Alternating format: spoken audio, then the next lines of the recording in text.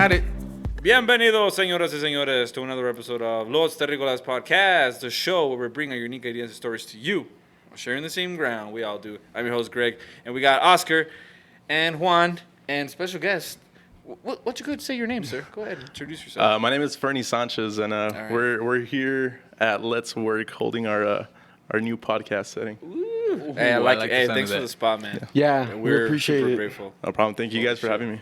Yeah, no problem, man. It's awesome. So, I'm excited. We just had a couple of drinks, so everybody's feeling a little like. Well, we talked about everything before. I know. We're a shot in and Heineken number 2. There you go. Boom. I'm not gonna lie. When we were talking, I was like, we should save some of this for the podcast. Yeah, but that's how it goes. Well, Showed up later. we got We were plenty talking to go. about how. Okay, Fernie. So Fernie was telling about us to us real estate. So Right. tell us about the real estate that you do and that you're involved in. So real estate right now, I'm involved in traditional real estate sales, like the typical person, typical real estate agent. And I'm also doing something new that's to El Paso, which is Airbnb, which is kind of like a short-term rental kind of deal, home sharing platform. So pretty much instead of doing the traditional long-term lease, you do a short-term lease, and you're able to charge more money per day because they're not staying there, and then it's a furnished rental. So that's something that I'm doing that's kind of unique. And then how I got into it, my mom has been in it for like about 20 years. The person that got her into it was my aunt, and then also my sister. So like my sister was like really the major influence on me. I had just gotten back from college. I didn't really know what I was doing. I was applying everywhere. Like my degree that I got was exercise sports science and a minor in business. Yeah. And I applied like everywhere. I had sales experience, but I couldn't get a job anywhere. So it was my sister. I had just moved in with her, and she's the one that kind of got me into real estate. She just kept pushing me, and I said, you know what? I'm gonna stop doing full-time work. I'll do part-time, and then I started taking the classes. So that's how I got into real estate, just by chance. My family was in it. Is she a traditional agent, whereas like she'll find a property that someone is selling that wants to sell a property? She kind of handles the showings and the finding the buyers and so on and so forth. Yeah. So she does both sides. So she'll do the listing side, which is marketing the property, finding buyers for it, Right. and then she'll do the flip side, so the buying side. So she'll represent buyers, make sure that they're getting their inspections done, the appraisals done, all of that. So she does both sides, but yeah, she's in the sales as well. Okay, cool. And you said short-term rental. The difference between Airbnb and traditional rentals is short-term versus long-term, I assume, is traditional. What is the time span for that? What would you describe as a short-term? So typically what you see, I used to do 1-day rentals, but I started getting like a lot of parties, and like they were kind of like doing more damage to the property. So I stopped doing 1 day. So now I have a 2-day minimum. But you'll see people rent like I have a diverse set of properties. So on the cheaper ones, you could see up to 17, 20 days. Yeah. And then on the larger properties where we're charging about $500 a night, we're seeing about anywhere from 3 to 7 days. Okay. Oh, okay, Yeah. cool. So it's like an Uber, but for hotel. Yeah. Exactly. Where are they located? Mostly west. So right now I have 7. 4 of them are up and running. 2 of them are getting ready, and then another one's getting built on the east side. So I've got 4 in the east side, 2 in the northeast, and then 1 in the east side. Nice. Where do you? Yeah, that's super cool. And where do you have them listed at? Airbnb, and then I have another platform that I use. It's ran by Expedia. It's called HomeAway, and it also goes by VRBO, Verbo. So I have them on those 2 platforms, and I mean it gets the job done. It gets probably 95% occupancy to 100%. Wow, that's really good. Yeah. There's sometimes that there's literally no days, especially in the summer with the whole coronavirus. You would think that it wouldn't be a good time to do it, but it's the opposite. yeah, man, Staycations, it's man. People are booming, doing man. staycations, Yeah. like for sure. I've never even heard of that, but That's a cool. You never even done term. what That's a now? cool term. Yeah, staycation. Yeah, I'll get a lot of Staycations. people. Well, because we did that once. We rented a hotel downtown. Yeah. We stayed. We partied downtown and whatnot, and we had a good time. Changes the vibe a little bit, like Yeah. everyday kind of tedium. Yeah. And I mean, we didn't have to clean. That was the biggest thing. Yeah, So we would just, go out, have fun, come back, and somebody else picked up the mess. So Exactly, bro. So like, Yeah. I mean, I have the cleaners to do that, but yeah, that's one of the benefits. And then the biggest thing with the whole coronavirus is that with hotels, typically, like you said, you would do that in a hotel, but people are a little bit more prone to go to Airbnb because you only have one entryway, opposed to hotels. There's a ton of rooms and everyone's going through the same lobby, the same entrance, so you're kind of more exposed to that. Yeah. And you say pertaining to COVID, you think that's why Airbnbs would be preferred? Instead of hotels. Yeah. Okay. Yeah. Yeah, I because just you get thought your in own general space. or You get your in own space. You get more space. Yeah. Yeah, I mean, if I you're always traveling. Privacy. Yeah, I mean, I always use Airbnbs whenever I travel, and hardly. I've been happy with them most of the time. I have one bad review as a person staying. Like for you staying or Yeah, or for me staying, and it was it was because I told my brother exactly what time that we needed to be out, right, and so I was out there for a jiu-jitsu tournament or something. Okay. And I finish showering and I get ready, and I'm pretty much an early bird, and like around the time that we need to go, I'm coming back to the spot, and my brother's there, and and he has like a towel, and I was like, hey, so what's up? We got to go in like in 5 minutes. And he's like, oh, I'm about to shower. And I was like, hey, dude, come on. And then there was a dude that was going to clean the spot. And I was like, hey, my brother's about to shower. Is it cool if, just give us like 20 minutes and we'll be out? Right. And the dude was like totally cool about it. He's like, oh, yeah, I'll just chill out here for a little bit. And I was like, all right, cool, appreciate it. My brother, we ended up leaving like half an hour late. And they charged you. No, they didn't charge us. She just left like this horrible review. And I was like, hey, I talked to your fucking guy. He said it was fine. Like, if we needed to be out, I would have told this guy to not shower and we'll drive back. That's a Karen. But he was cool with it. And she made me seem like I was the worst. This guy was horrendous. He checked in He's the late. worst renter Checked out late. ever. Yeah, and I was like, Damn. left her a pretty strong-worded message. So she was a Karen. Yeah, I'm telling you, that's a Karen for Damn, sure. They're taking over. It was in Phoenix, and it was 82.53. Nah, I'm just kidding. Yeah, if you guys want to go. I'm just like- What's What's the craziest thing you've ever found at the Airbnbs, man? Craziest thing? I bet it had to do with a party. Well, condom wrappers here and there. Nothing too crazy. Oh, the you fan. know what? I found a gun. I found a Glock Oh, in what? between a mattress, man. Like, so, What kind so of this party was going on? this dude, he made it super obvious. He asked, okay, what's the max amount of people that I could have there? And automatically that's a red flag. Like when they start asking, what's the max amount of people? Can I have more? And I usually let 12 people into a 4-bedroom, 3-bath house. So this guy started asking, oh, can I bring 20? I was like, nah, man, like 12 is the most. It was a red flag. So like I kind of started like looking on the cameras when they started coming in, and I have the Ring, the doorbell video camera. So like it starts going off, like just people like going in and out. So I look and I start rewinding it. I'm like, holy shit, man. Like at that point, there was like 20 people. It wasn't too bad. This thing ended up turning into like a Project X, like ridiculous, like at least 100 people there. Like it was crazy. Usually when that happens, I could like when it gets to like 20, I'll send them like a fair warning. I'll tell them, hey, you know what, we need to keep it down under 12 people. But I send it to him, doesn't reply. I send him another warning. I'm like, hey man, I'm gonna have to remove you if you don't bring it down to 12 people. So he doesn't reply again. So I call the police. We meet out there. This certain police officer, he had helped me with another time that they threw a party, but he literally went in, told everyone to leave. We were fine. And this time he saw me, and like he knew who I was. And then he kind of towards the end of it, he kind of told me, he's like, hey man, I helped you last week. I'm not gonna help you this week. And like he What? pretty much told him, you know what, it's a civil matter. He could do whatever he wants because he paid for it. Right. So like you could shit. see like groups of 4, groups of 6. While I'm talking to the Oh. cop going into the Airbnb, and he So just they're lets not- it. they're not I'm like, bro, they're throwing a carrying- party. It's like coronavirus season, man. And he just doesn't care, man. So like that happens, and then it just starts going crazy. Like at that point, the kid that was throwing it, he was a military kid. He's all, this is my green light. Starts inviting everybody. He had a full blown DJ in the backyard, like hyping everybody up. And I could see it because my house, that certain house is elevated, and then you could see the other houses behind it. You could see everything that's going on.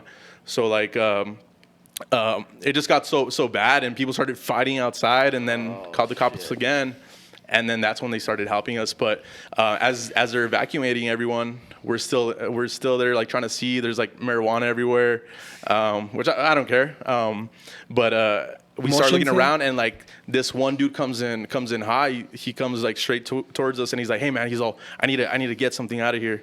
I'm like, well, what do you need to get, dude? Like, they'll just stay out of the property, man. Like, I'll get it for you. And then he's like, no, I left something, man. I need to get it. I was like, what is it, dude? Like, stay over there, bro. And like, he was just getting in my face. And then he ends up telling me, I left my Glock. I was like, why'd you bring a Glock to a party, bro? And then he ends up saying, I don't know where it is. He finally tells me, it's in between the mattress and the master bedroom. Of course it I'm like, oh my God. So at this point, all the neighbors are out. They had all seen it, and they're like, why aren't the cops coming? So there's at least 7 neighbors, different houses out, and they're inside the house, and like they're trying to make peace with them. We're looking for it. So we lift the bed, and there's a Glock with an extended clip. I think it was like a 30-round. I'm not too familiar with the guns, but I think it was like a 30-round clip. Yeah. I'm like, bro, like, why are you bringing that here? Like, What do you mean? like That's with an so extended unnecessary. clip. And they ended up running the gun, and they gave it 9 back to him, rounds at man. most. I was like, what the hell? Yeah, So he goes- that's the craziest thing. Maybe it's a I've terrible found, shot. man. I said, well, you know, Wow. I had it in my car. I took it out by accident. You know how that happens. Yeah, But there's no. Like, well, I gotta the, put it the somewhere. large Put it mag. about- He brought it with a purpose, man. Like, why would you bring it to a party? You know you're gonna throw a party. Man, And know then what? just stash it Maybe in he was between. waiting for someone. You know what? Mine has 24 rounds in in each magazine, and that's just because I suck. So I need a good amount of And a mistake 50-50 shots. shot. Yeah, It's you need just some extra.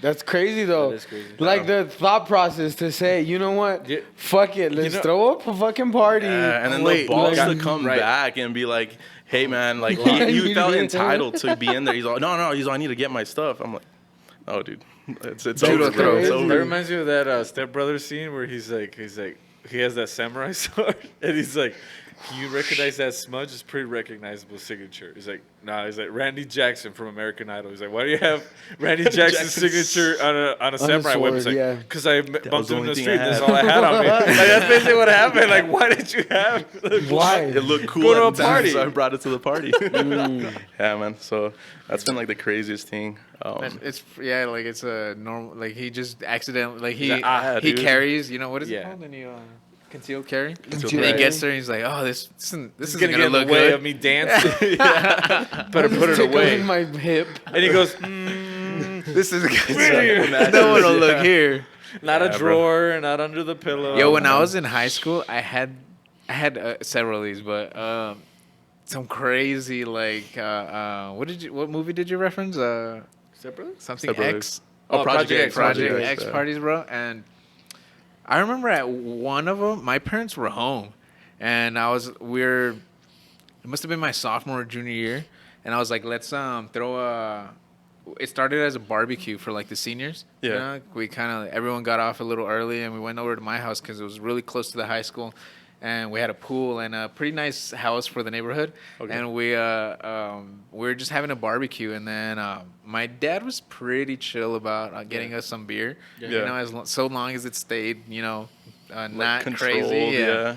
And so we went and got some beer, and we were drinking, and everything was all right. But I don't remember what the deal was with my parents. Mm-hmm. It just ended up like lasting way longer than we planned. You know. Right.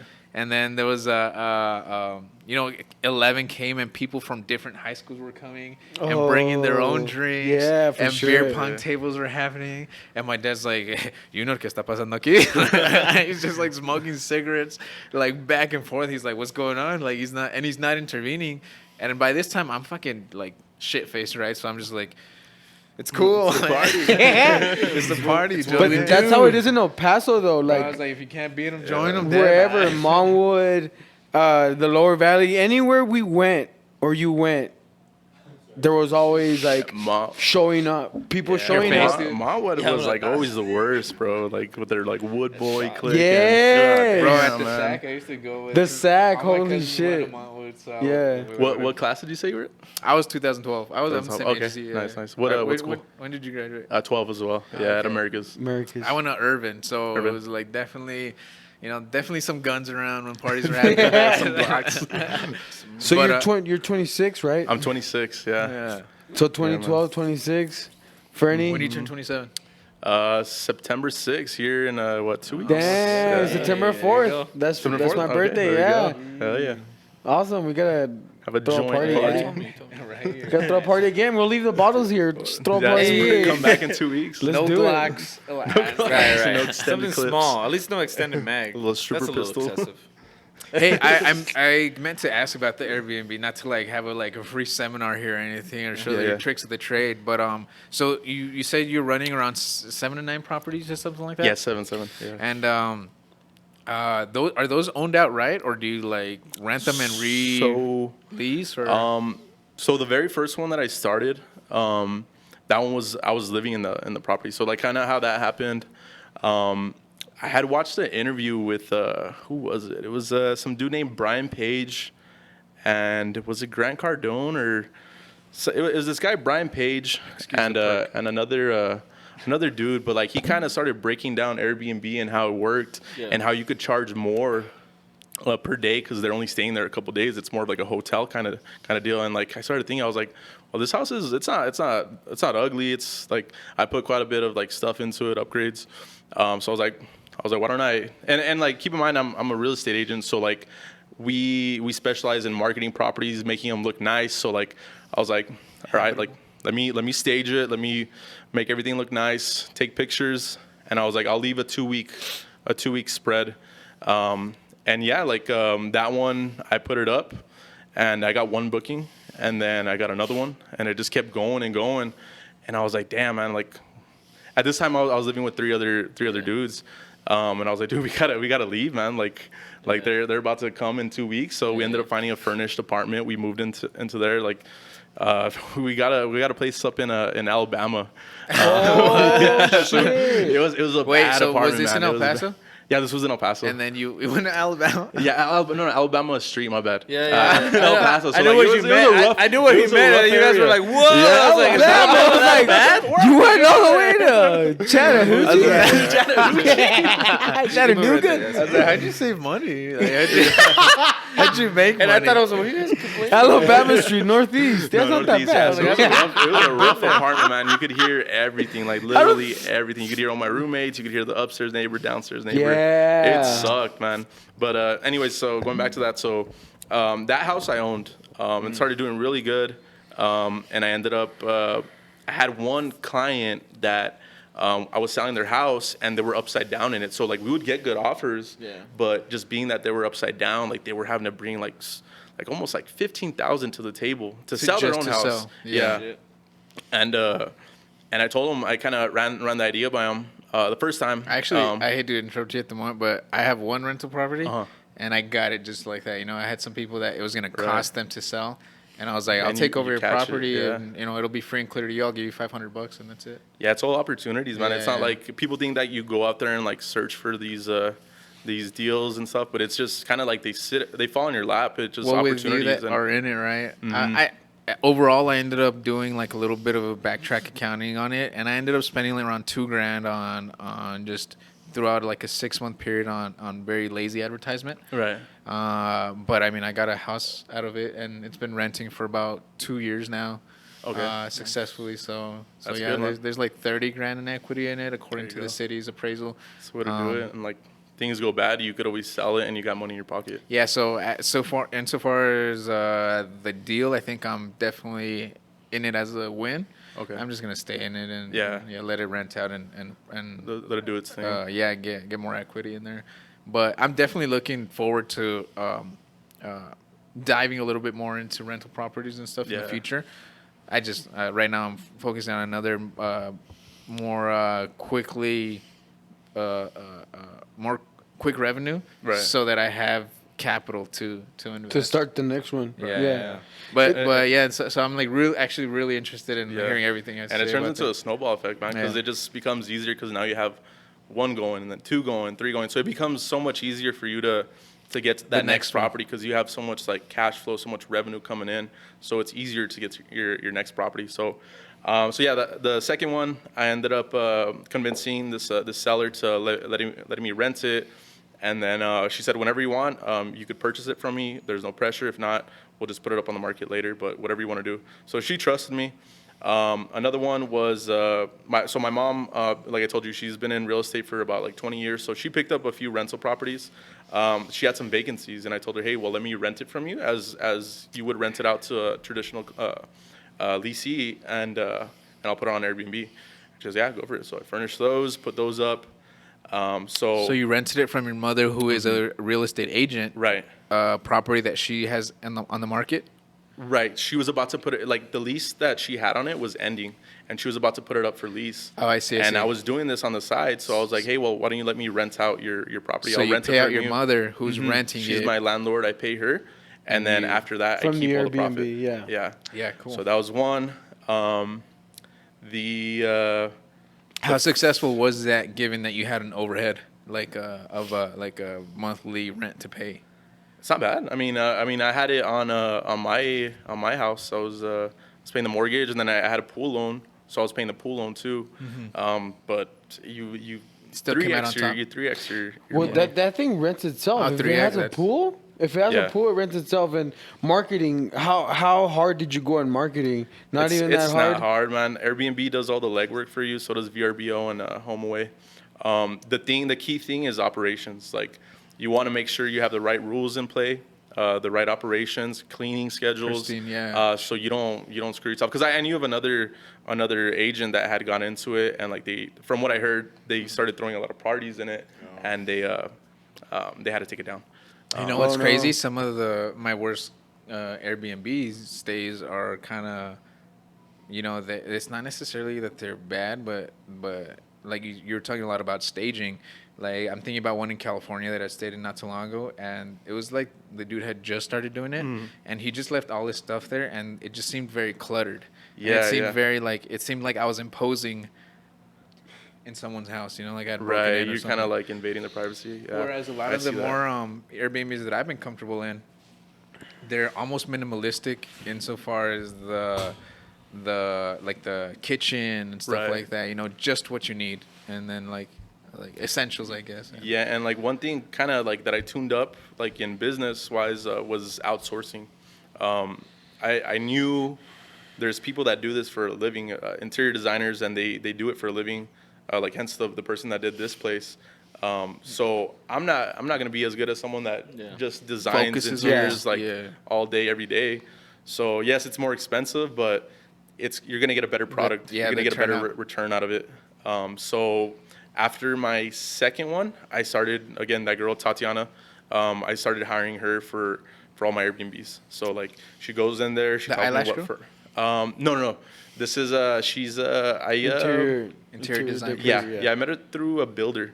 But Nice. yeah, she's been helping with all of them. But yeah, she has a really good. She's from Los Angeles. She has a really good eye for interior design. For the So room, yeah. I trust her with everything. Like these last ones, I've let her kind of just like run with it, the design. Yeah. And then same thing with the photography. Like going back to marketing, you're not a photographer, so you shouldn't be out there with your iPhone snapping pictures and like being in the picture in the bathroom pic. So you get a real estate photographer, and like I know exactly how what much does you're it talking cost? about. Maybe like $150, but it's the return. Yeah, It for is a lot of sure. money up front with the furnishing and like interior designer, the professional photographer, but you get that money back. Like you probably break even within 3 to 4 months if you run it right. Yeah, It's crazy because I'm getting to like a nice place where like I feel like I don't make any money because I'm always freaking broke. But Yeah. the amount of money that I'm like cycling Uh-huh. is like, you know, is several people's yearly pay. Right. You know, so I'm like, damn, that's a lot of money. How am I always broke now? No, but it's like, Yeah, but I do see the growth and then and the investment in it. It's just Yeah. like you say, it's for me right now. It's a lot of expenditure on tools. Uh-huh. You know, so that we could get the job done Done right, right. and you get the return to Right. yeah. And yeah, like I told you Consistency. earlier, I mean that's the only way to do it. Like I've literally touched. I've been doing it since early March. I haven't touched $1 from that company. All of Yeah. it goes back into the company. Yeah. Picking up other just properties. especially and pays for I itself. See it. I Yeah. see it in the Yeah. bank statement, like on the deposits. Like growth. It's growing every single month. It's growing, growing, growing, and like even despite the COVID situation, it's booming, man. Yeah. And like the other thing is like on top of outsourcing, like every time like I look at a business venture, I always look at the big player in that space. So like with real estate, I always look at the number one dude, Ryan Serhan.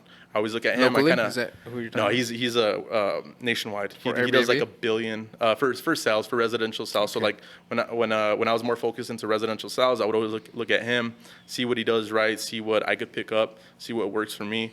Airbnb, there's a company called Sonder, and they make about $100 million a year. They're huge. They're literally everywhere. They're in Austin, Boston, New York, Philadelphia, like anywhere, any big city, they're there. in there. Yeah. I went So, to like, Phoenix a lot for like a good year, and I started noticing that a lot of the Airbnbs that I particularly liked were like the same company or the same Yeah. guy Yeah, or something. yeah. And I was like, oh, there's like a little bit of a super company right Yeah, here. it's like a big player in there. Yeah. But yeah, but there's several competing, so Yeah. Well, I mean, it's just all I've picked up from this is consistency, just being extremely consistent with what you do. And if you're offering, you know, your 100% just one time, you have to pretty much every keep single up time. that. That's It's the a- standard, yeah. like gold standard that you Yep. gotta have in there, man. Yeah. And opportunities, how you said it. You they- gotta seize those, It falls too. into your lap, but you got to be ready for that. Yeah, How do yeah. you feel you get ready for those or stay ready for those opportunities? You kind of, and the way I kind of saw it was, I mean, I started looking into the CEO because like I'm big into like these into like looking up people and seeing how they became successful, why they became successful, and their habits. So I started looking at the CEO of Airbnb. His name's Brian Chesky. He got a loan, and he got it, and that's how like he kind of because it started off as air bed and breakfast, and he would literally just have a air mattress and he would serve them breakfast, and it was at his own place. And then he started like picking up, and then he got just this one big angel investor, and the company boomed. So I was like, okay, well, like I need to think bigger. Like I need to think investor, like, but I don't want him to be a cut in my company. Like I want to be 100% owner. So there's this one dude that I had been showing him commercial shopping centers and like corner stores in like Austin, here in El Paso, and he was looking like at 1.2 million. Like he had money. So we weren't successful in finding him anything, and that's when like this whole Airbnb took off. And I told him, look, man, like this is what I'm doing. This is like the return I'm getting. What are you looking for in purchasing the shopping center? Like, what is your end goal? Like, what are you trying to make a month? And like we agreed on a number, and he pretty much told me, look, man, so go for it. Like, find the property you want to get to Airbnb. And he let me go up to $500,000, dude. wow. He's all find the So you property had a you want to small get. base up when you seek this person out. Yeah, and I had already sold like an investment property for him, so I had rapport with them. Yeah, so you don't want to rapport. just go to like a random dude and be like, hey man, give me That half a is- million. Yeah, That that's is part awesome, of though. that's part of the You formula. can, Yeah. yeah. You pitch them correctly, you can. That is Yeah. awesome that you had that confidence in that. Yeah. That, Well, that you're drive. Because I was to- like, to might go as for well, it. man. Like, if I'm gonna do this, like, I'm gonna do it big. Like, I'm gonna like find a way to get an investor, but not like take a percentage out of my company. So I went to them, and sure enough, we found a property in like in 2 months. Like the market's all messed up right now. Like there's super low inventory. There's everybody and their mothers trying to buy properties because like the interest rates are so low. So like it's really flipped. It hasn't been like this since like the last recession. So you're saying that right now is not a buyer's market? It's not. Okay. Yeah, because before it was like if you were buying So a you're house, you telling me could to sell cherry my pick, and it property. was yeah. You'll get top dollar for it. But But yeah, so it took us 2 months. We 30 picked up Gs. that one house, and yeah, we're getting it ready right now. We'll be done in about a week and a half. So this is fairly recently Fairly then. recent, yeah. Yeah, that's crazy, dude. Yeah, and then like this whole thing, like it just kept going, man. Like other opportunities started coming. Like, so where I used to live, my neighbor hits me up. Yeah. He's like, hey man, he's like, we want to sell our house. We're moving to Hawaii. They're border patrol. Like, we're moving to Hawaii. I want to sell my house, or even like possibly do the Airbnb. How do they still have a job in Hawaii as border patrol? Seizing What ports? border? I don't even know. The Hey, whole man. border, they just do a Volcano circle side. around They the just run laps. island, American do a lap. side. All right, another lap. I don't know. But it is kind of weird, right? Like who's trying to get into Cost it? of Yeah. living out there is high. It's as hell, crazy, isn't it? man. Oh yeah, I've never been. I've always wanted to go because I know Pacific people that have Islander been ladies. stationed there. Their per diem is like What do you- in the hundreds or something. What do you think you do? Or what do you think your rituals or the energy that you put out, or what do you think you do to make these opportunities come to you, or like make them manifest? What do you think it is that you do? I think one of the biggest things is like being honest with them and not bullshitting them. Yeah. Because there's a lot of people that they want to seem like they know all the answers, and no one doesn't. No one Exactly. does. So like it's just pretty much being straightforward with them, being honest. Knowing how you could help somebody and help yourself, right? Exactly. So like people want to have either money or time. So like, how do you do that? By helping them. So if they see that you have good faith, if you're a trustworthy person, I think the opportunity is kind of, so it's kind of the person that you are Word and of how you mouth. present Yeah. yourself to. So I think that's been a big thing. And there's also like the confidence factor that you have having succeeded with the first thing and the second thing and the third. Excuse me. And the third thing, right? So you come up to your first angel investor, and you have a certain sense of I can do this, right? Right. And so when you present to this person, when you talk to this person, that I think that kind of that's how it manifests, right? Yeah. Like you're able to convince this person Yeah. because Get you're not lying, some confidence. Yeah. and I don't know. I just related a lot to. I've talked to these guys endlessly about how I wasn't necessarily ever like a great athlete. I wasn't Right. like ever I didn't ever start off as a top guy. Right. But having enough experience and enough W's under my belt gave me like such it gave me like a great streak because I had been there before. Right. And I think that's kind of like a little bit of the thing that I see in you and other successful people is that once you get a little bit of momentum going, you're gonna fall here and there, right? But you're gonna know like the success formula, and then at the end of the day, money begets money, right? Like once you have a foundation to jump an opportunity, then it's gonna seem like they're landing everywhere. Yeah. When in reality, they were always landing everywhere, but not everyone could jump on them. You weren't Season, ready yeah. for it. Yeah. You just weren't ready for it. Do you There was- ever- oh, sorry. Go ahead. No, I've been talking. to piggyback on what you guys are saying, because like you talk about how you like to look up like all these like successful people, right? And that's what inspires you. Do you ever factor in just like the luck factor of it at all? Like I know some people say Yeah. like you make your own luck. I get it, but I'm just saying like what I'm looking at it from like an outside perspective. Like you're talking about this gentleman, right? Like he's like, oh, so he was doing like an air mattress, and all of a sudden this guy came out of nowhere. Was like, hey, you want some money? Yeah. And I was like, Dumps it whoa, in. how is that? No, there's what got to ju- be some luck. No, or well, what? just really Did I quick. There was misunderstand it? a few Airbnb attempts before Airbnb, Okay. but Airbnb flourished in 2008 or 2009. So we kind of what is it called? Analyze what factors there were in play and why the other companies failed and this one was Right. successful. The fact of the matter is that many people were out of their homes. The crash of 2007, 8, 9, right? So a lot of people got foreclosed on. A lot of Yeah. people needed short-term rentals because that was their last option. Okay. And so Airbnb was able to thrive on a shitty Right place at the right economy. time. Yeah. So if you think about it, that guy, not only was he ready and had the great idea, it was perfect timing. Right. And so you Well, can that's what I'm attribute saying. luck Talk to about that. timing. Is there Yeah. is there luck? there does luck does to have it? a factor to it? I think I would say so. A little bit. I think it's timing and Yeah. preparation. It just meets and Yeah. and it works out, man. But like, there's a saying. It says, "The more successful I get, the more luckier I am." Yeah, that's like, true. you see it all the time, man. Like Yeah. people will hate on you and they'll be like, "Oh no, he's just lucky. Oh, he just this and that." Yeah. But I get you. you can give some like person that doesn't have any work ethic, someone that doesn't have any talent, $1 million, and I guarantee Right. they're gonna blow it. They're not gonna have Right, anything right, to show right. You're for gonna it. have the It happens a foresight. lot I with get you. lottery winners. Yeah, Oh, yeah, there all you the go. time. So I think, All yeah, of I my think fingers. there's definitely an aspect of luck to to the Airbnb guy who became a probably billionaire, right? Oh, yeah. Yeah. So I think he was definitely lucky insofar as his timing, but like if with us attributing only luck to that, like we would have all become right. I guess we luck's would've all not the become- right for. I think it's chance. Yeah, He I mean, I got- think maybe it's chance good. is a better You word got to to be say. prepared Yeah. for that Chance is a chance, and it better comes word. down to like Yeah. what we're saying, like the opportunity Yeah. is there for me and Oscar. It's but just we're gotta not- grab maybe it. we don't have the capital to like jump on it. We're not ready Whereas just maybe you're a yet. little. And- I'm speaking for myself. Maybe Oscar is loaded. Well, Oscar sucks, nah, too. it's because I do believe in that energy gets regurgitated. Yeah. It never dies off. Like these ideas keep going. Laws of thermodynamics. And this guy decided to think outside of the box. Right. Like Yeah, 100%. He's all like, you know what?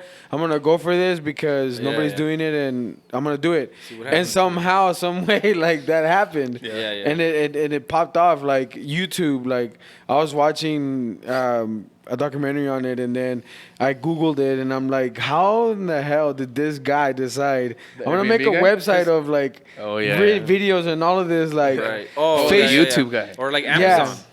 And it's Amazon. that persistence though, because like YouTube was around for a while, but Yeah. he just kept going, Yeah, and yeah. then. Sudden- I and then, remember Charlie the I'm pretty sure Unicorn. he exited when Google That was Google already bought it, right? Part It was it? like in the Something heyday. like that. I'm not sure. Yeah, I think Google owns it now. No way. Yeah, It yeah. does, Google. yeah, owns it YouTube. But yeah, I- so I'm I- pretty sure owns you a got lot a good of check. shit. E-bombs wrong. E-bombs? I had I barely I discovered YouTube in 2010 because of Kimbo Slice. Most My likely. friends Yeah, told you me saw like, that. "Oh, watch this guy," and I'm like, That's "Oh." 2010, that was like the best year, man. Masvidal, 2010? bro. It was just That raw. was Masvidal, before, that was yeah. before like the 2010 ad wars and all that shit. Was Yeah, when just that like house raw party videos. happened. What? That crazy house Breaking party. Benjamin, Corn, all those songs were coming out. A lot of good hip hop music was coming out. Lil Wayne was like. Lil Wayne was Easy, popping baby. in that time. 50 Cent was Those popping were in different that time. times, my friend. It's good. It's good. Like hip hop wise, I mean, it's good music to like listen to, but like it's kind of like there's no. It's not lyrical. There's no meaning behind it. Yeah. It's kind of like to have a good time. You gotta you know? find like the underground people. Well, Yeah, yeah. Like What's Joey your Badass like? What are songs. right now? What's your? Do you listen to a lot of music? I find that I don't personally, but it sucks because I love music. But Here and there, I used to keep up with it quite a bit, but not recently. But yeah, I do. I mean, I'll listen you to play it like back- in the Yeah. background and stuff like that. is it No, because that's you the- started working like on your Airbnb Yeah, harder? bro, like, yeah. every day is like. Well, I actually had the opportunity to. Now that everything's going pretty good, I had an opportunity to hire 2 people. So I'm Hell kind of yeah. more like, at this point, like training them, making sure they're doing everything right, and then I'm still in there. Like I don't believe in like sitting back or anything like that. Like you got to get your hands dirty. So, Or so hands. now one of them comes in at 9 in the morning, the other dude comes in at about 12. So I'm working from like 9 to sometimes 8 at night, 9 at night. So yeah. how That's does what I'm that really feel? focusing. Respect the hustle, man. Employing somebody.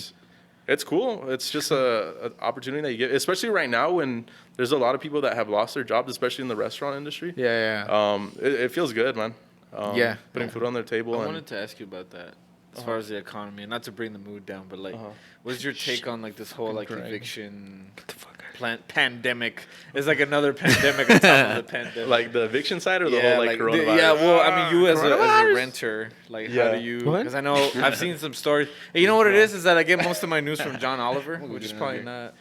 I have No, let me You put know it who on. John Oliver is? No, no. That he does like a lot of like Comedy skits and It's stuff? more well, he's like a comedian, but he does like these like not like exposés, but he does like these long monologues about like certain issues. John Oliver. I'm down. We'll get a round in. sure. Let's do it. And yeah, he just did a whole thing about like evictions. Like a lot of people are obviously they can't afford their Yeah. rent, and like and some renters are being very gracious and be like, all right, look, you've been here for a while, like I'll give you some extension until the shit Yeah. dies down.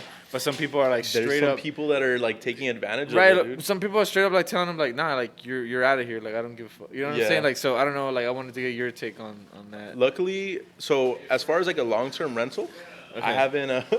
Did you break something? Right in front. He was about to answer my Talking question. about. What did you just break? I heard something like. That's all good. The Roomba will get it. Oh my god. You just like Well, touchdown spiked it. Look, this is a You're good, bro. this We're is good on a that. this Don't is even worry a about hey, it. this is a bad situation because like he has one arm. Okay, so if we make fun of him like, hey, you dropped something. So it's like, Go fuck. figure, man. But at the same time, hey man. Last time we were at his house, this old lady was talking about that movie where the guy gets stuck and he cuts his arm off. 127 hours. And then Juan's all, I'm like, Juan, we pretty much fucked. He gets stuck because she goes to corta. Down one. So he didn't get it. Juan That'd be did so that. funny if he gets. Oh my god. Oh, shit. No, but But sorry. yeah, going back to the evictions, I haven't had that experience where I'm in the other side where I need to evict someone. I only have one long-term rental, Okay. which I'm trying to get into Airbnb, but Yeah. I literally just looked up the lease and it doesn't expire until 2022. Right. Because we got like a 3-year lease, but Gotcha. but no, they're German military. Okay. They paid their rent every single time. They're and Nazis? You've been No, I'm good. just joking. Sorry, no, I'm just joking. No, I was gonna say German military. I'm invading. spaced They're to they're invading, man. So, but like, does it ever come hard? Like, I mean, you seem like a very like down to earth guy. Like, you seem like a very, you seem like a sweet guy, man. Not to be gay. or Appreciate it, anything, man. but- No. no, but like, how, is it hard? Like when you realize, like, man, like, it's starting to be about business more than it is about like. Do you ever have a? I think if hard time? that opportunity that situation came into Yeah. play, I mean, depends on it. It's case by case, but there's for sure gonna be some sympathy in it. Like, Of course. if they're, a family and like they're doing everything that they possibly can, they made their case, then help them out. But if it's someone Yeah. that just like fucking off and they're getting their stimulus check and like Yeah, blowing yeah. it on stupid stuff, then that's a different story. So Okay, it's I a get you. case. It's a case by case scenario. That's tough. But man. yeah, luckily we haven't had to A situation like yeah, that yet. no, That's good, So man. everyone's been good and everyone's paid their rent on time and things Sweet. are going good. Hell yeah, man. Yeah, but that was a scare because especially with my mom because she has more. I only have one, but I was thinking maybe her, especially because she has one quadruplex that's kind of in a, I guess like a rundown area. It's on Fred Wilson, there in Right. the Northeast.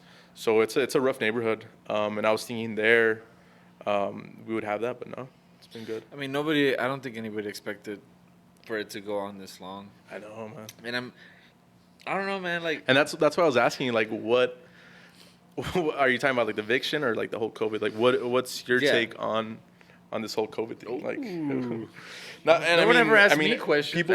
People are gonna get their feelings hurt, but yeah. it is what it is. Like, what do you personally think that is going on with this? Because it's taking way too long, man. Yeah, man. I don't even know. Like, I try to I tell people like it's good to welcome all information. Like, you don't necessarily have to like grab onto every single thing that they say, but like, all I know is that when this whole thing was popping off, I was like sticking with the CDC. Right. Like, I was like, these guys gotta know. Like, Yeah, these are the guys. that's all they do. Like, these are Yeah, the guys you that would know. think, right? So in the beginning, I remember they were saying like everyone's gonna be exposed. Like everyone. Yeah. Everyone's gonna be exposed. Everyone might contract it, but as far as we know, the death rate is not gonna be anything like out of the ordinary. Right. Right. So I held on to that for so long, and I would tell people like, so I was one of those guys. I was like, it's not a big deal. I Yeah. was one of those guys. Yeah. And then this thing started getting crazy, man. People were like refusing to wear masks and like getting like thrown out of Walmarts and shit. And I was like, what is happening? We're So breaking then you're down, like, yeah. what do you do? Like, you gotta sympathize with some people who are scared. Because I know like my mom's one of them. She's diabetic. So I'm like, fuck, I can't just be the guy that says like, don't worry about it. Yeah, You yeah. know what I mean? So like, it's, I don't know, man. I think it's like a fine line between, like, you know what I mean? Like, where do you draw the line? Like, do I go along with what everybody's doing? Or do I try to impose my own, I guess, Right. truth? You know I mean, what I'm saying? I think it's. What's up? Yeah, I'm I'll good. take I haven't one, even man. finished mine. Yeah, I'll take one. Of course, it's a real thing, but I think it's kind of like holding us back. Yeah, Um, for sure. I mean, if you want to go out, I think you should have that right. Right. Just like take the proper precautions. True. But I don't know, man. I just think like this is going like too long, and especially in like others where we don't have it that bad in Texas, but I mean I've heard like stuff in New York, California. Yeah. They're like, I think I saw a number in New York. There was quite a few billion of net worth of people that are leaving there. Yeah. Because they don't want to be in there, and that their vacancies are going up, and it's just like a complete shit show over there. It's so weird, man. Do you think it's because they went so tax heavy? Appreciate it. But here's the thing. I think it's more like the What's laws this? that are in place. Because Oh my you God. go to California, you can't even go to the gym, you can't go to restaurants, you can't dine in. Like Oh, I see. it's so much more strict, and there's people that are thriving off that need to have the economy in a good place to thrive, and like Elon Musk, he's came moving to out here. Austin, man. Yeah. Like it's because of California. It's not because Joe of anything Rogan. else. Joe Rogan, yeah. He's Joey moving to- Diaz. He's what? Did he? Yeah. Joey Diaz is coming? Joey Yeah. Diaz, Joe Diaz. Rogan, Tesla, Texas. Tesla. Boom, Yeah. let's do it. What was the conversation mainly consisting of? Well, No. COVID and like what's your take in it's COVID, COVID, right? yeah, like what your take is on it, and like Had some technical difficulties over there apparently. Jesus, dude, holy but I was trying to Jesus. juggle, forgot I had bringing one out, arm. bottle service. All I heard was a Dang. shatter. I was trying to do some fire tricks and shit.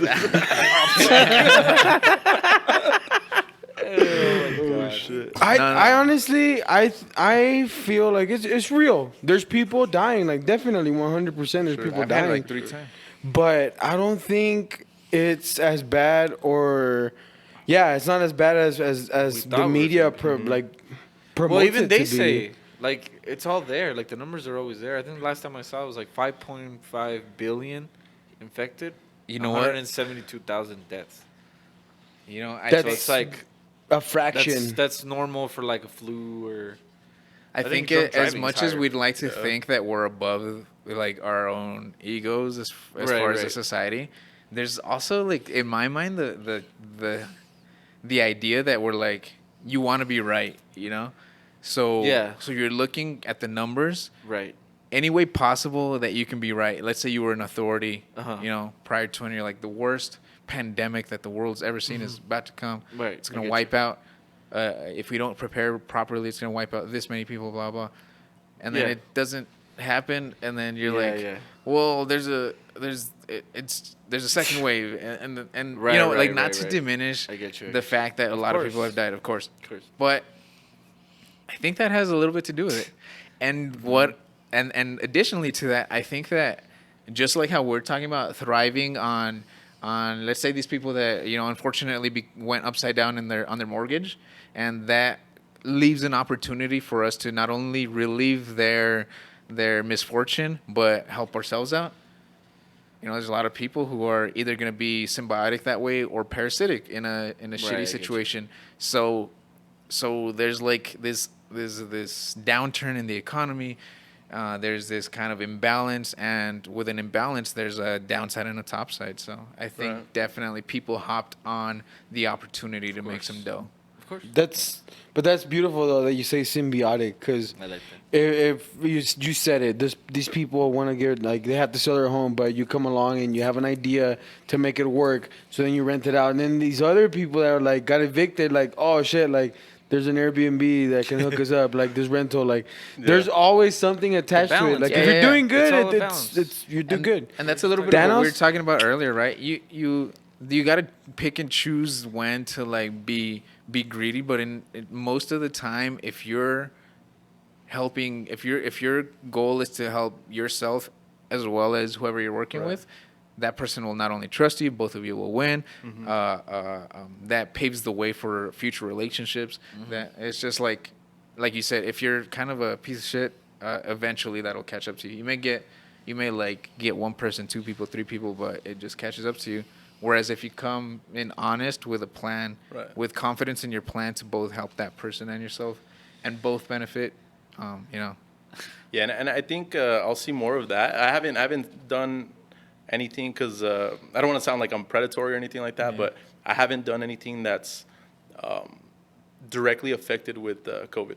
Like the house I was telling you, this was like pre-COVID. They had been trying to sell it, but they were upside down because they didn't put any money No, down. I just mean in any But situation. it will come up because yeah. people are gonna be out of their jobs, and And that's one thing I want to do a campaign to partner with us, the company, and Airbnb your home for a certain. It's all custom to the person, the house that they bring to the table.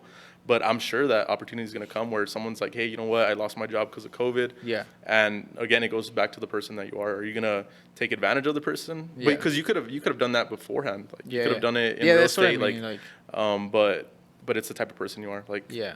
Are you going to help them? And like so far, I've done nothing but help them. Like the person that was upside down on their mortgage, they were paying that. They weren't even living there. They were paying that because it was listed with another agent for 6 months.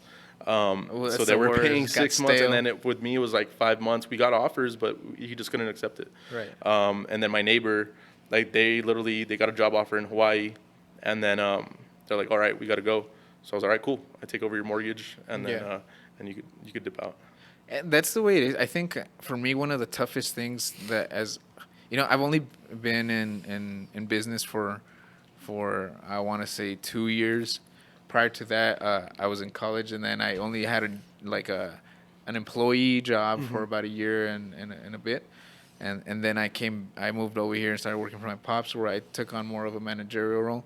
And one of the hardest things for me was like charging people. You know, I always felt like I'm like that. It's the most awkward part, and then like you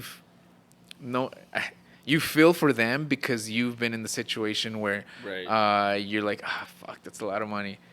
But at the end of the day, you know, you got to always tell yourself, like, hey, I'm providing a service, and this is what it's worth. Know your worth. And you should do a good job of scouting and really, like, appraising your work at what it is and not really swaying too far from that, you know, for anybody in particular. Because I think, I don't know, that was one of the hardest things for me. You know, I think I definitely made some sales where I felt like a loser after, I felt like I lost in that interaction, and I don't know, it's tough. I think what like kind of like solves that is just providing something that has the most, because like the most value. So like in real estate, there's 1,000 real estate agents. Did you guys like already why? take a shot? No, we haven't done it yet. Okay, just I Boom. thought I was like, Boom, You're boom. doing it now?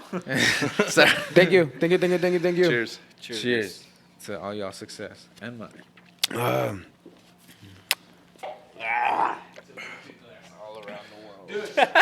We were just talking about bad Airbnb people breaking shit, and we're over here I'm like not even paying. estrenándolo. Better than a Glock, I guess. Go. How? True that. But yeah, like Just to update, I dropped a beer back there. Did you knock it over with your Glock? your extended AK? clip. Extended clip. Shouldn't have gone the extended. Don't talk dirty. He had a silencer on. It's longer than usual.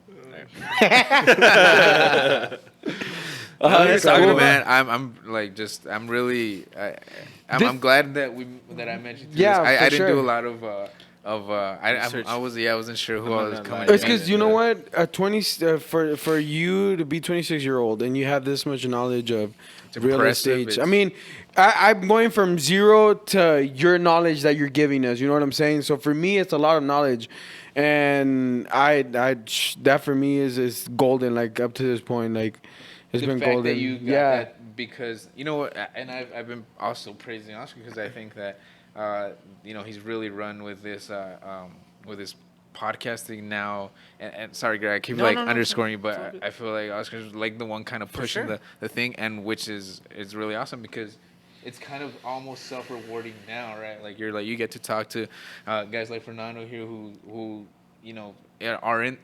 I bet you're the kind of guy who's never gonna feel like you got it all figured out, but you're like Gonna keep trying striving. to figure shit out, and it's so cool to be able to have a conversation with you. And that's because you're on your hustle, you know. Yeah. Which is where Fernando was at his first Airbnb. Yeah, you know, for sure. That's where we're at right now, and it's really cool that the avenues that it's opening. It's just for me it's elevating for sure, and that's why I asked you, like, what do you feel like you put out there for this energy to come, or you said, you know, you mentioned opportunities come to you and you're pretty much ready for them. Yeah. And this is all it's been. This podcast, we're just setting off vibes and energy and inviting cool people, and it just keeps regurgitating. Like this energy just keeps coming back. Because I always thought it was like duck, duck, goose. Remember that game you used to play? Yeah. There's I a hated time that everybody's game. always gonna Yeah, get ducked for the most part, and then there's a time where they goose you, and you're like, oh, It's down. It's going down. it's my turn. The And I feel like I like to the see girls that. didn't Like, goose Greg that obviously often. you've done that already, man. You're goosing it as much as you can, and that was what happened with Oscar to praise him up again, like, because you were ducking it for a little bit. Sucked up. Yeah, to you're it. getting sucked up. to it. Damn. You know, it was like that. Like he was getting ducked a little bit, and he was a willing participant. And then one day, man, he just got goosed, and he was like, "Hey, man, we gotta make this shit." And he's the one that's making it He happen. could run for a big boy too. Yeah, he can. He's very fast. 300 pounds. So, You 300, bro? 300. How much You're do you 300? weigh? Like 300.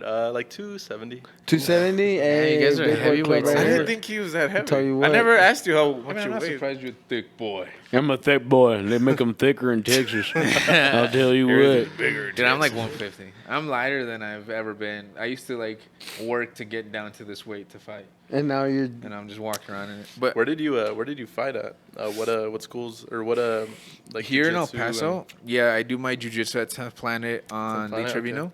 okay. Yeah. I used to when I was wrestling in high school, just to stay ready. Yeah. I would do jujitsu there. But this Oh, was hell like yeah. back in 2012 Yeah, when yeah. Victor Davila, Oh yeah, the Victor. Spanish commentator for Hell UFC, yeah. he was there with his son. I did it for like 2 years, and then I ended up getting a scholarship for football, and then I left. Oh shit. Where did you go play? Where did at? you? Yeah, where did you Texas, go to school at? Texas A&M Commerce. It's Ah, a Division II. come So it's not on. Hey, man, hey. but it's Commerce. They paid I'll for my never school. play So. the Pee Wee. No, that's Hey, cool. Division 2 is. Oh, that's respectable. fucking That's sick. it, man. The Bro, guys out there, Dragon Ball, I thought, man, it's gonna be Division II. It's gonna be. Nah, a I went to cakewalk. UT. That's why I was like, oh, UT. come Oh, okay. on. So like I played there. By I played there, I redshirted my freshman year, and then we got a whole new coaching staff. Like the coach that was there, he was supposed to be a badass. He had coached at Kentucky. He had coached at Baylor. But by that time, he kind of had. I guess he had lost it. He was just kind of out of the game. And then he ended up getting or stepped down. And then a whole new staff came. I didn't like where I was at. It was a very small town. Yeah. And ended up Where at? moving to Commerce. It's 45 minutes northeast of Dallas. Okay. Yeah, so I left there, got my first year paid for, and then I moved to Austin because I was thinking I was gonna go to UT. Yeah. So I applied for ACC. I was all right. Then I'll transfer to UT. I didn't pay on time, and they dropped all my classes. What So, years were you there? I was there 2013. Cool, man. 2013. I lived there. I went to UT, so I was there for like 6 For a years. while. Okay. Nice.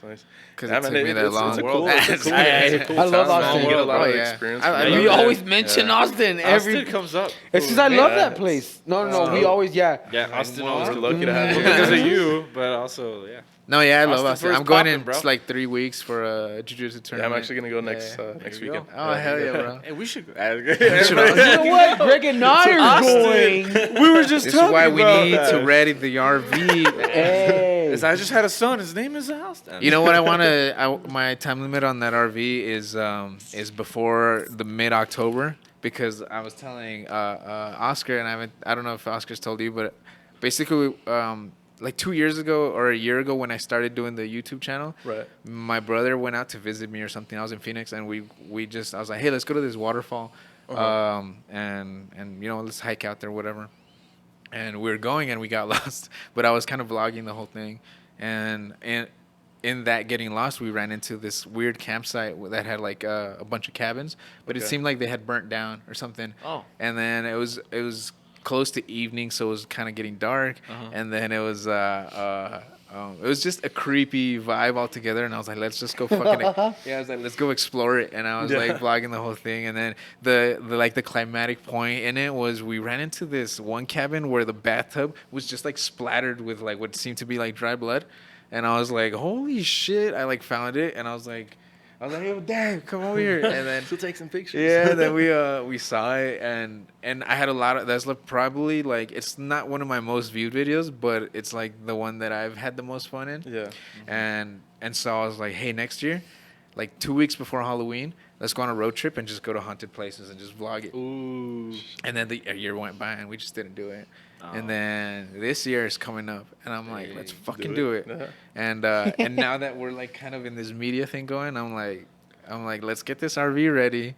Yeah. Let's go Take road off, trip on yeah. it, That's cool, and man. let's do like a week, That'd be sweet. or I don't know, depending on what work allows, for 3 Right. days, whatever. we'll go and visit some haunted places and make like a yearly Like a segment. tour. Yeah, hell yeah. It's not bad. That would be cool. What other things are you dabbing into, Fernie? What other things do you want to, As far as business, like in general, yeah, Hobbies, business, whatever. hobbies, Seems business. like hobbies I are do- anime. I do want to do Grooming. You're into anime. anime. No, I'm not. Actually. Dragon Ball Z when I was younger, but that's about I it. feel that. What else do I want to get into? I want to do Airbnb, but on I guess like a different spectrum, a different scale. So you could do it like with like 1 bedrooms and studios. So that's really big in like big cities. Yeah. Right now, it's not a good time to do it because I mean, there's not a lot of COVID. people traveling. Not a lot of business professionals is traveling. Right. And that's usually what that demographic is. But I do want to establish myself very good here to the point where I could go and build a team out of town. Okay. Okay. Probably Where San out of Antonio. town? San Yeah, Antonio. okay. Yeah. So this is where you're like, you're finding the The groove, this didn't yeah. work, we got to do this, got to do it like this. So once you have the formula, like let's Yeah, do it. yeah. Do you have a time frame, like a year, 2 years, 3 years, or you haven't even? How looked at it accurately yet? set do you up- hit your time points? I always set out time frames and like it's either a hit or miss. But as long as I take it day by day. Like as long as I'm doing what I'm supposed to be doing that day, it's gonna It's come. progression. And I'm a very like impatient person. Like I think that's why I got to the point where I just like picked up so many Airbnbs because I'm like, oh ship, like it's doing this good. Like let me pick up another one. Let me pick up another one. And Now- it's like it's almost like an addiction, dude. Like, Yeah. What do you think? I'm sorry, I didn't mean to. No, you're good, you're good. What do you think is a good rule of thumb for allocating your resources? Because you talked right now about demographics. Now, so that's an important thing to consider when you're trying to run a business, right? Who am I going to sell to? Who am I going to, what have you, whatever the business requires. Like how much resource do you, how do you decide how much resources to attribute to demographics or demographics? like how do I find like a good place to go to or like decided on? Yeah, San I would say Antonio? like how much. So like let's say if you pay for advertisements, stuff like that, or you said that Airbnb does most of the advertising yourself. Yeah, I don't have to do anything. But so like, is that just you thinking like, hey, young professionals seem to do this? How do you find that information? So we're in a day and age of like of a ton of information being put Right out there. here. So so everything's on YouTube. There's going into Airbnb just like you go into real estate. There's different categories you could go into. Going into Airbnb, there's different categories. There's a dude in Miami that all he does is mansions and villas, and he rents them out for like anywhere from the lowest end is like $1,500 a day to I think his highest one is like $7,500. So like that's God damn. I'll take a Heineken. I think you're. I think Sorry, you'll that's- be, That number. you'll be allowed to throw a party. And those, yeah, man. That number Shit, yeah, seems they're insane to crazy me. looking. So like, 75,000, there's that 700? end of the spectrum, and then there's the smaller end of the spectrum, which is that company I mentioned, Sonder. They're nothing but like studios, 1 bedrooms, 2 bedrooms, and it's more for the traveling business professional that has to go city to city, major city. So it really depends. Like you look into each market and see what's going on there and what works there. Right. And you look at that demographic. Man, Yeah. that's pretty cool, man. Like, I can't believe it, Fernie. Like what? honestly, You I put the didn't mic think farther away. it was like you were this deep Farther. in it. Like I really didn't. I thought like it was, like here and there. Yeah. But And that's the It's your thing, dude. livelihood. Like you see a lot of people on Instagram. They're taking pictures with like Lamborghinis and like yeah, Yeah. like they're trying to put out a image and they're trying to do like the whole like perception as reality. Like if I take a picture with like this secret. Lambo, if I take a picture with like The this secret. luxury thing, like It'll happen. I'm gonna eventually get there. Kinda But it's like, no, what dude. was Like that- you what's- gotta put in the work for it. yeah. What was You that saw one- what I pulled up in? It's like a fucking 2003 Yeah. Toyota Tundra. It's my Bro, work truck, man. humility. Like it's Humility. What was Yeah, that man. one guy? What's that one guy that here in my garage? Oh, What's Ty that dude's name? Lopez? Ty Lopez, bro. See, yeah, That's like, not Ty fucking Lopez. Is annoying. that? Yeah, it's and Ty it Lopez. sucks, man. Like our generation. We all stay is on like that on that YouTube commercial for like 30 minutes. Like, what is this guy talking about? So Here in my let garage. me, I'm gonna tell you right now in a bit. how I got this, blah blah blah.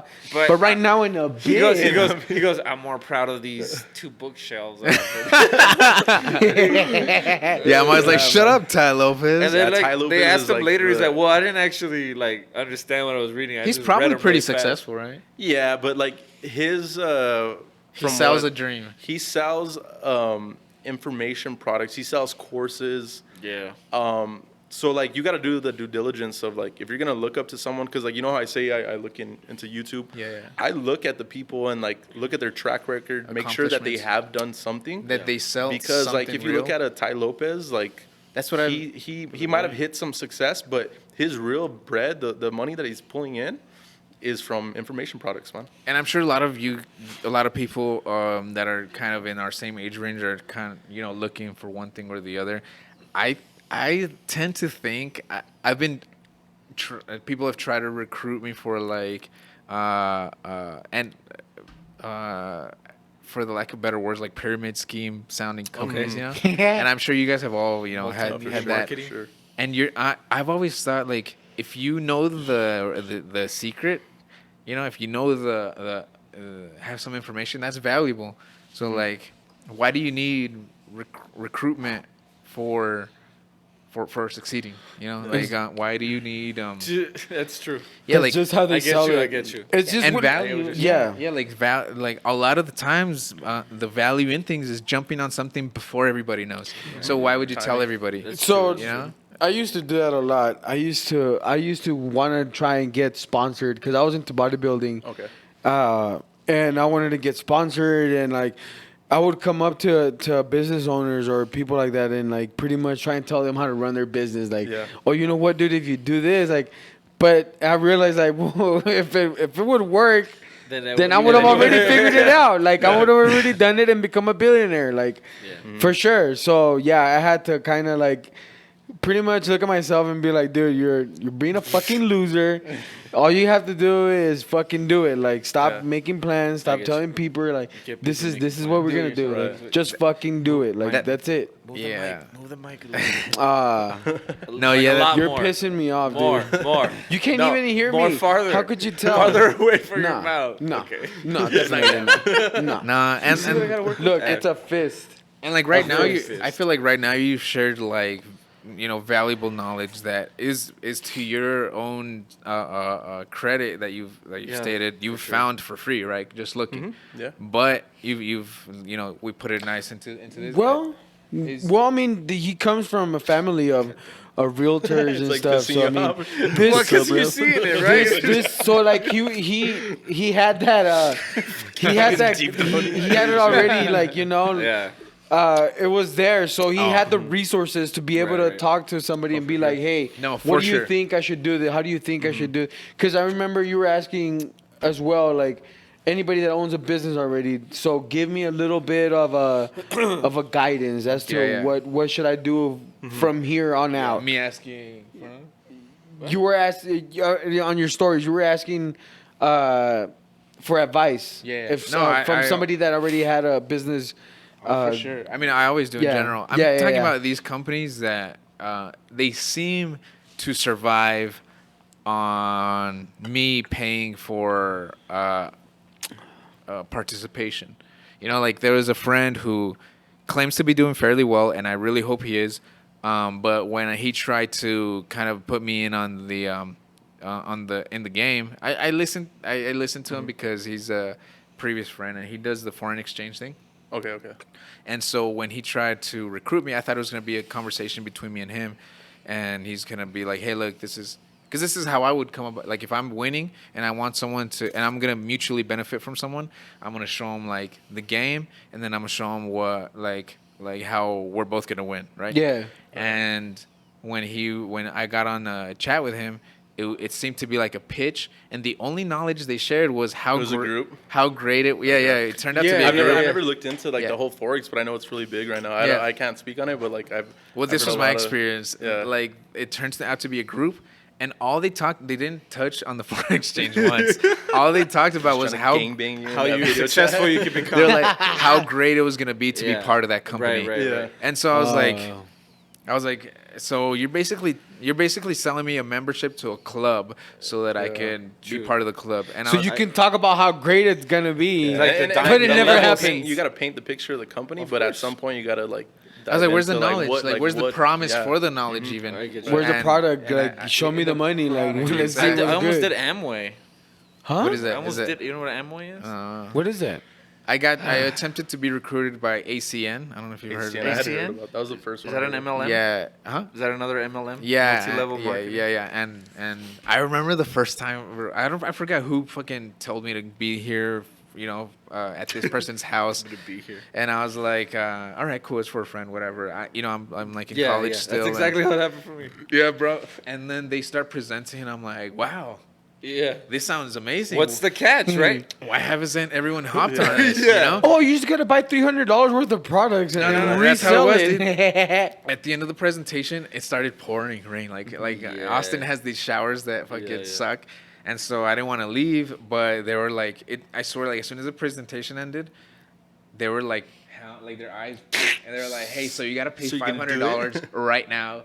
And if you don't pay right now, you're gonna miss out on this thing, right? And then I was like, hey, wait, Whoa. just I was a me gosh darn giving you minute. I don't have to 500. And in the my rain pocket. kept me there. Yeah, no, I was in college, That's so I was like, bro, crazy. my rent is $500, and I'm struggling for that. I smoke every day, so I was need a- that 500. I was a pretty big stoner at the time. So Yeah, I remember back in the day. yeah. So You know when I realized I couldn't be a stoner, I took my first thermodynamics class. Okay. And then I was stoned when I was doing the Thermodynamics, homework, bro. Uh-huh. And I was like, no way, no. I've been on this problem for half an hour. Yeah, man. So, So I- you. Oh, go for it. Go for it. No, yeah, I kind of slowed down on it because of that. Yeah, I was like, this is. I was on a pre-med route, and so I took a bunch of hard science classes, and I just couldn't do it while I was stoned. Kudos to whoever can. I couldn't. There's a lot of things you can't do stoned. Yeah. I mean, Math. Pineapple You Express. guys smoke? Well, Huh? Nah, I think it's more Something. recreational kind of Pineapple deal. Express Yeah. is a perfect movie to demonstrate that. What? Pineapple Express. Like But what? what- How Demonstrate shit happens. How like some things you're like, well, maybe I shouldn't get high before I do this. Right? Yeah, it depends on what you're gonna do. You know what? Like what you're gonna smoke. Are you I used pro to- or against weed? I smoke. Yeah. You smoke I used weed? to go Yeah. kayak, and Austin I used to go kayaking a lot, and I loved getting high and being on the river. But you know what? I have nothing to do. Like, Yeah, I didn't smoke when I was up in Austin. I yeah. recently started smoking like 2 years ago. or here I go on a hike. How What do you I'm f- getting at is that for me, if I have shit to do, if my planner is booked, I can't get high because I'm not gonna. Right. But Well, so, go ahead. For me, if you get a good sativa going in the morning with a coffee Uh-huh. on an empty stomach, and you keep that airplane up there, That airplane up there. And that's the thing. Like I don't want Boom. to ask a drug dealer, what is a sativa? Or Yeah, like, awkward what, bro? What conversation. strain is this, bro? Where'd you It's get this, bro? it's Yeah. $20, bitches, take it. Nickel Fritz. You know what I heard is there's like this loophole, What- man. what is- My barber was he was cutting my hair, and he was telling me that Who's your barber? His name's YoFlo. Matt. Does he have an Insta? shout out. He does. Shout out. At Yeah. YoFlo. Hey, yo, Shout what's out. up? Yeah, so he was. it He still actually cuts my recording? hair here. He cuts my We'll hair. link here. it up if we remember. Yeah, it's still recording. Okay, perfect. Yeah. So he was telling me, what was it, Thursday? Yeah, yesterday. He cut my This hair doesn't yesterday. just He was telling me that there's like this loophole, like you know how in New Mexico you could do medicinal. Yep. So they just passed the law, according to him, July 1st, that if you have a medical card, because the thing was you could go to the dispensary, but you had to be a New Mexico resident. But July 1st, they passed the law that you can get a medicinal card from another state, and then you kind of get like loopholed into That's New what my Mexico. friend did. And then, so like he sent me this link. He goes to California, gets his medical card, and then he comes into New Mexico, and like he's Yep. kind of like grandfathered in. That's exactly Whoa. And what it's he right did. here in Sunland, dude. That's exactly. Yeah. What That's the exactly what fuck? happened. Well, legalize EP. He yeah. Just he's EP. been talking about how you can get a card in New Is Mexico. that the guy that you guys with had a on? Texas I had ID. some little Gonna have snippets. one. That's what my friend did, man. I'm telling you, he did it at work. I'm not gonna say his name or anything. Yeah. But like he Shout him out. called and he was like, they literally some doctor called him and he was like, hey, so we're based off of California. We see that you're from Texas. Where do you plan on using this card? He's like, oh, New Mexico. And he's like, all right, we're gonna give it to you. Boom. Like that's like it was like literally like that. Like I was in the car like super listening easy, to dude. How it. do you feel like you benefit from marijuana? Creativity, for sure. Second thing is insomnia, like because I have trouble like. Sounds like I'm fucking crazy, but like my mind just keeps like at night. Yeah. At night I it just get you, keeps bro. going. You're thinking crazy, about man. You fucking mid- you investments. midnight snack, don't Anxiety, you? dude. What's that? You midnight snack? Yeah. Oh, dude. Fuck, man. You're It's thinking been about killing me, man. investments, fucking workers. I gotta do this. Yeah. I gotta do that. I gotta bro. wake So, up. like at night, that's usually like sometimes I'll smoke during the day, but like usually it's at night. Like I'll Right. smoke. I'll watch some videos on YouTube, whether it be like Airbnb or a big one is like Joe Rogan. I've been watching that lately, and I just Yeah. like recently got into like podcasts. Dude, David Blaine was on it. What's I was David watching Blaine. that one David earlier. Blaine, Yeah, that's yeah, good, yeah. So like I'll get into that, and it kind of like he's like on some other shit. Joe Rogan, like he takes like fucking trippy ass shit, and like so like I done hear him, DMT? I'm I gotta- like, what Have you the tried DMT? fuck? I'll just stick to weed for now. I'm like, all right. And Yeah, Dos that dude's- Equis. If you guys I are mean- into the, if you guys, you hear him, he talks about sensory deprivation tanks Yeah. often. And so if you guys are into that, there's my buddy over here on Rojas. He has the float spa. Wow. And he has one of the state of the art deprivation tanks, and it's amazing. I've actually took some shrooms and had tripped on it. Okay. And I've also done it sober, and it's really cool. That's cool. I need a shower before going there, though. They have a shower. They have a You don't shower. wanna Oh, be- they you don't do. wanna Yeah, leave it's like the- I you probably don't wanna drop leave a the tank dingleberry or nasty. something. So how is that? It's like a Some butt hairs. It's cool, man. You know what? Like the Roñoso. Doneja la So agua. basically, for anyone who doesn't know, the sensory deprivation tank is just that. Water You know? tank, So what right? you're gonna, it's a water tank with super salinated water, so that you Floating. float on the water. Kind of like Daredevil. Ben Yeah. Affleck Daredevil kind of thing. Yeah, I Nah, just don't know what kidding. you're Just kidding. and so basically you float on the water, and it's at your body, at your skin temperatures Okay. temperature, Warm water. so that it tries to block out sound. The visual is completely dark, and it basically the point is to deprive all your senses and leave you alone with your mind. So it's like a shortcut to deep meditation. Yeah. okay. And so if you're into meditation and stuff like that, and when this happened, like I had a big rush of support, immediately. Right. And then that tends to wane, Go because down, people yeah, go yeah, on with their for sure, lives, yeah. and Yeah. that's fucking normal. But I went into this kind of like nihilism that that nothing really mattered and stuff, and I started to lose some confidence in myself, and so meditating I've never been big on meditating, Right. but I don't know what led to this, but I took some shrooms and I got into this deprivation tank, and at first I had this like terrible trip. I had to check my phone, but it was outside, obviously, and the first thing that I got out of the way was like, damn, I'm addicted to gratification from my phone, Yeah. because from people reaching out Right. and seeing that. So I was like, that's the first thing that I got to cut out. And then eventually I was floating in space in my mind because I was tripping balls, and I was able to like come to this peace where I was just chilling. Yeah. And then I was like, hey, I reached like, unfortunately, I didn't reach the main stage in the UFC, which was my goal, Right. but I had no doubt that I was gonna be there. And Yeah. then I didn't go through with the medical school, but I felt like that was sincerely my choice to like, that's not for me. Stop, yeah. So I didn't feel like it was a failure. I felt like it was I chose a different path. You accepted it. And I was like, I regained the confidence that I had lost in the last few months, given this. Do you think that's more the mushrooms or the I think it had to do tank. with both. Tank. I think it was meditation. And Yeah. I think shrooms and meditation were a shortcut to reach like a meditative state to where sure. I could Okay. kind But of reflect There is on a it. Yeah. there is a it- benefit to that.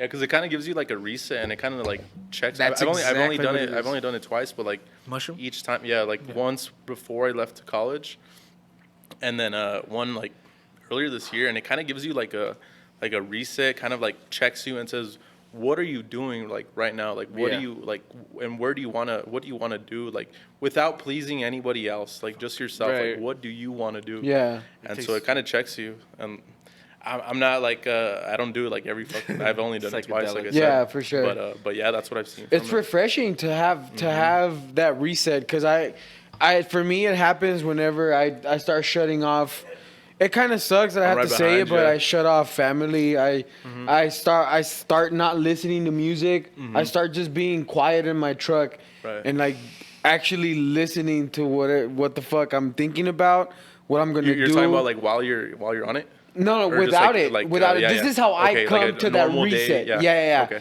Because we were talking about how it's a sort of a reset. Like you're able to Reflective state, you're state of able to mind. figure out. You know, this is what I'm doing wrong in my life. This is what I need to change. This is what I'm doing great. You know, I'm fucking awesome. Focus on strengths. Yeah, so I'm able to do that. Marijuana does that. Helps me with that, and just being quiet. That's something that I never did.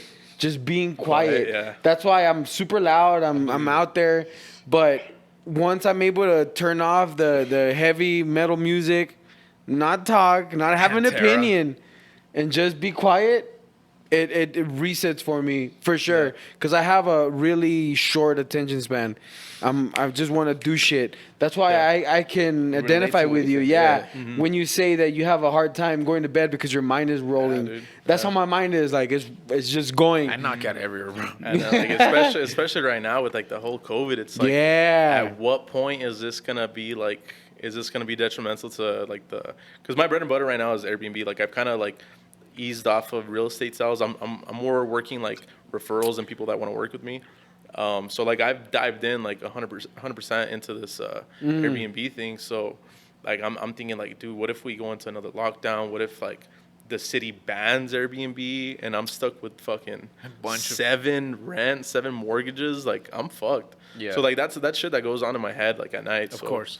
but yeah, no, it's good to do that. And like I have a one homie that he's like deep into that, like shrooms and meditating, and like he always tells me, dude, like meditate, man. Like go take hikes, go meditate, keep your own space, and like he's so in touch with his inner peace. Yeah, it helps, man. Like Yeah. I'm not super hippie or anything, but I've done that, and I recommend taking like a trip once or twice a year. Yeah, and to I reset think yourself. that and I think that we're whatever your spiritual leaning is, these substances make you think differently. Yeah. They make you they put you in a different state of mind. Like a fifth or another dimension, right? And- That's and what pretty I've much, heard, yeah. Yeah, and so long as you respect the fact that that's still you, but it's you in like from In an from a altered different state, window, yeah. you could learn a lot from yourself. Learn a thing and or that's two. I think that's what it is. And I think people that tend to rely on altering their state of mind for their daily living, I strongly advise against it because I think that you're at rest is how you were born. Like right now. Right. But that's not to say you can't learn something from altering here. Right. Yeah, my old lady tells me that. She's all like, you're not experiencing life in your true form, like just natural. Right. Because I've always been a junkie towards anything. Like when I was younger, I love lifting weights. Yeah. I love lifting weights, Yes. but because it made me get a head rush. Because, you hold your breath and you get the pump. Yeah. So that, like, I was like, yeah, this feels fucking great. Like, Yeah. I want to get that head rush. So then you get older, you start experimenting alcohol, weed.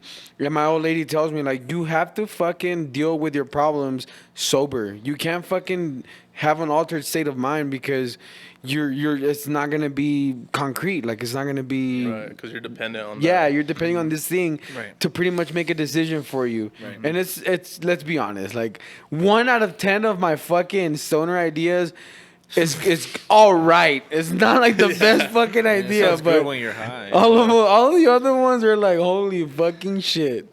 Yeah, they're Just breathing, man. I think that helps a lot. Like, when's the last time Yeah. you sat down and just breathed for like 5 minutes? Yeah, for sure. Like that's Inhale how I and exhale, meditate. yeah. I'll go into my garage and like there's like one light in there. Sácala. So if I turn Saca everything la off, bolsita. like I can't see shit. Yeah. So I'll just lay on the ground. Yeah. I have a mat, but I'll lay on the ground and I'll just like breathe for like 5 minutes. I like to listen to music. And that's part of like the meditation thing. I haven't looked Yeah. into like meditation at all, Yeah, but like that's that's all part it of it, is, right? man. Like breathing. Yeah, just breathing. Just Yeah. taking deep breaths and like thinking about breathing. Because like sometimes, we're just like right now that we're talking, we're probably like taking like little breaths here and Deep there. But breath, like yeah. when you actually take a deep breath, you're like, You get everything. Damn, look going at this on, all the blood oxygen I flowing. haven't been using. Like That's why I love shit. That's man. why I love Man. the west side. Hey, really Because the quick. mountains, like I love the Shao Mountain area. The houses up there in Pinnacle. I love going to Pinnacle. Okay. I love the You smell love out the west there. side, dude. But it's because I love homes. Because my father paints homes for a living. Okay. He works for Classic American Homes, and that's how I got my job at Pioneer Bank, going to go check out homes for loans. Okay. To paint, like they get loans to paint their house. No, I started working at Pioneer Bank because I used to do the new homes with Classic American. Okay. She's like, "Oh, you have some experience. Let's hop you on." But I started getting into the loans. So what I would do is go out there and see how far along the house is, and then we would distribute that amount of money Okay. So to it the was like home a builder. construction loan. You would do phases. Okay. Yeah, that's what I would do. Okay. So I got to see a lot of awesome homes like Yeah. out and about, and I really appreciate good architecture. Yeah. And there's this home out there by Pinnacle that has the main entrance is like this Pride Rock looking thing. Okay. And big old windows. I don't know if you've seen it, and it has like a basketball court on the side. Grandiose, huh? It's already a built home. It's built. Okay. It's great. Like if you've never Mansion. driven around El Paso and look at the houses, El Paso has some really They do. really Yeah, pretty dude, open them houses. out. Hell yeah. Yeah, they're beautiful. I love it. I love service driving them. around looking at the houses because that's something that my dad used to do when we were Yeah. younger. Since he was a painter, he loved it. He would take us around looking at big houses. We grew up in a household that was, it was big. modest. It was Yeah. modest. But my dad always kept the dream alive, like kept that vision bigger. Right. Like, Yeah, you know when- what? Like we can live in something like this, and we did live in a beautiful house. Yeah. But that makes me hyped. Like, yeah, you know what? Like all of these houses, like it makes me strive for more. Like, yeah, I would like to live in something like this. For sure. So Actually, I yeah. sold the owner of Dreams Cabaret. His Dreams and what is it? It used to be Building Red memories for Parrot. 18-year-olds worldwide. Red Parrot El now Paso is what? Escape. Oh, Wait, Escape, what? yeah, Escape. next to Red Roof Inn, Yeah. in front of Star Western Wear. Escape. Do you know Arnold Sarmiento by any chance? Arnold Sarmiento. Just name dropped. Nice. It's because he works there Is at that a Escape. stripper? Because he He's What's stripped. the Now stripper name? Arnold Sarmiento. That sounds like a guy's No, he's a guy that I went to school with, Yeah. and he works That's the there. He's like catch. partners with the guy. Okay. So he would always put up videos of like girls dancing and like Yeah. he does Very casting couch stuff too. Like Oh, yeah, he wow. started getting into porno production, and I'm like, That's illegal in El Paso, by the way. oh Yeah, shit. you just fucking named Oh it. shit, my bad. My bad. Hey, Damn, very you want to quick- bleep him My out? bad. I If didn't you're know. gonna- if How you're do you gonna know it's edit this- illegal? I didn't know it was illegal. Porn is only legal in a very few cities in the United If you want States. to edit that out, one whenever being you- one whenever being you- a spot in California, the 888 way. region. Do you have to pee, by the way? Yeah, I do. Go I was ahead, about go to ahead, take go off. ahead. Okay, You mind? Yeah. Hey, can I get the address of this place real quick? Aye. For real? Yeah. Oh, okay. Well, we'll get it right now. Okay. No, hey, you guys were talking about. It's just you- my girlfriend just Okay. got out of a photo shoot and she's probably gonna come by. Okay, cool. Oh, the address of this place. It is, You gave it to me, but let me have. 201. No, mine's got No. that. 120. He started 120 saying Paragon numbers. Suite 215. He I started just saying- put my butt on the microphone. Yeah, bro. Like you went from this to like you were like this for a while. I know. Like, what are you This doing? is super great. I'm super want- grateful with Fernie that he allowed us to come We're here. so I wanted to And tell then he you opened guys. his place for us, and he allowed us to set up the way we wanted to set up. For sure.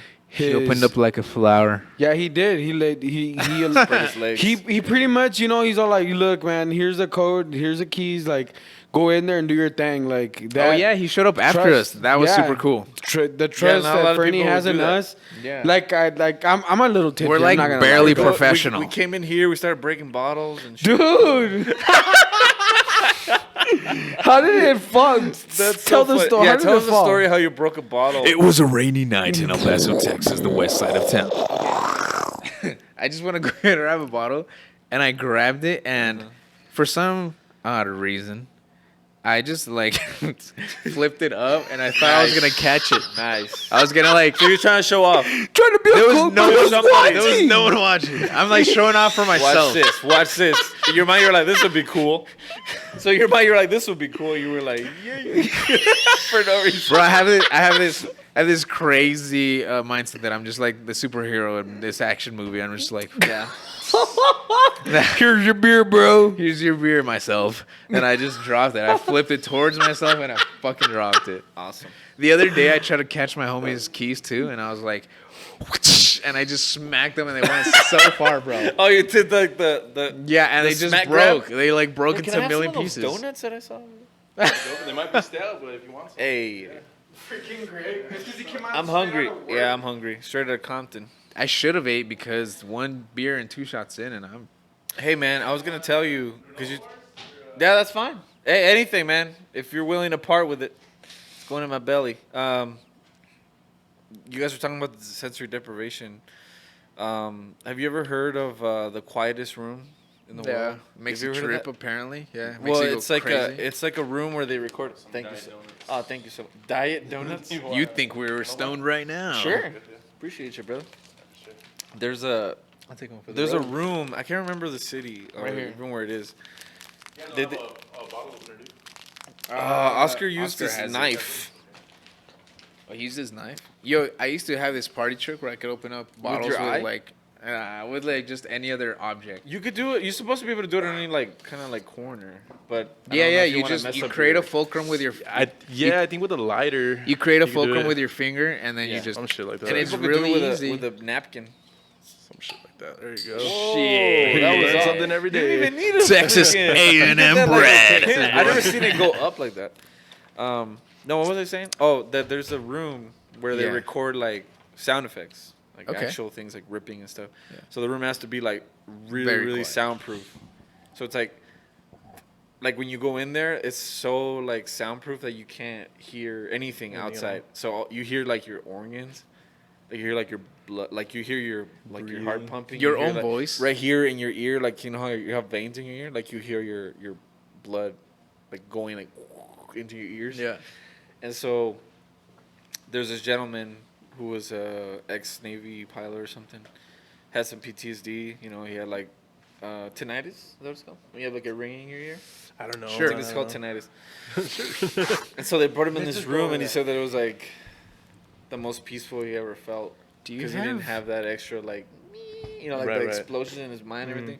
So like there is what I was talking about is there's a benefit to like sensory deprivation. Actually, not to like bullshit that, but No, what's up? But the ringing, Sorry.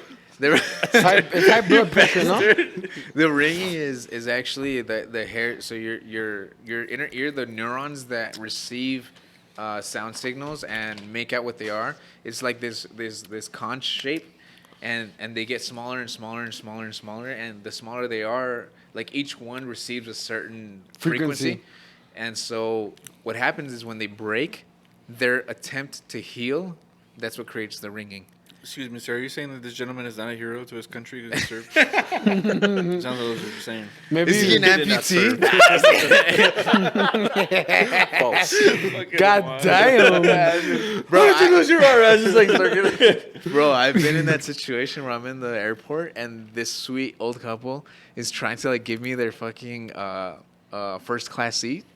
And I'm just like, oh shit, they think I'm a fucking service member. And I'm just like, man. You do look like you're from the military, though. Where my Ever fatigue taken the is. seat though? And you I'm ever just taken the like, damn, first class is great. He goes, I picked the wrong day to wear my Tell fake you, they have the nice penis. They don't have the I had nasty. to wear my Seats fake are Vietnam. nice. Damn. No, of course, I turned it down in publicly speaking. He's like, no window On the seat? record. What the fuck? On You the get all mad at him. record, I told that lady the truth. Okay. There's this arm. No, I really did. I didn't. I told her, I was like, no, actually. It's not And like she's that. like, oh. What had happened was, She's like, you faker. Nah. I said, Damn. Bitch, I still don't have an arm. Where do you, Fernie, where do you think El Paso is headed within the next 5 years? 5 years. I think it's gonna be like a major city, Yeah. and that's Like one of Phoenix. the things. I think even bigger, man. Like I Yeah, hope for so. sure. I think so. I think it's because it has a space to grow. And that's one of the things that I kind of saw like when I was in college. So like I don't think I finished off, but I was going to Austin, tried to go to UT, didn't make it, and then because I got dropped out of ACC, and then I went to Texas State.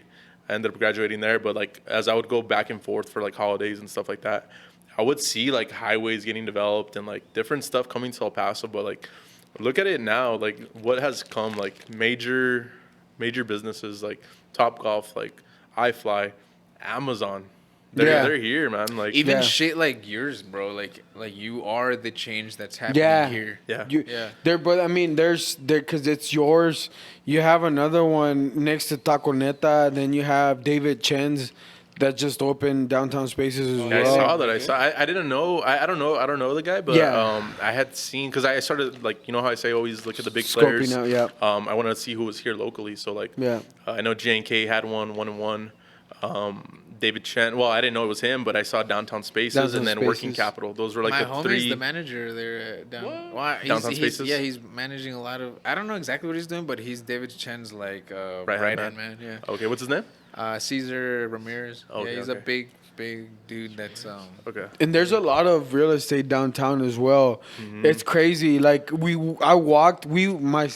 fiance and I walked downtown, and a lot of places are empty. Like they're empty or Yeah. they're ready to be Dude, demolished. there was Like a it's house crazy. a house. There was a building that was sold not too long ago. There was an auction for a lot of the buildings. Yeah. So the And guy it sold for like $2 million, and you're like, okay, that's a lot. But one of my that property that my pops owns, $900,000. So like, $2 million isn't too far off from $900,000, and like if he's able to access those kinds of funds, like it's not impossible for like a person like you or me or anyone to own a fucking building and turn it into something amazing. And like one of the biggest things downtown is I don't know if you guys have heard of Billy Abraham.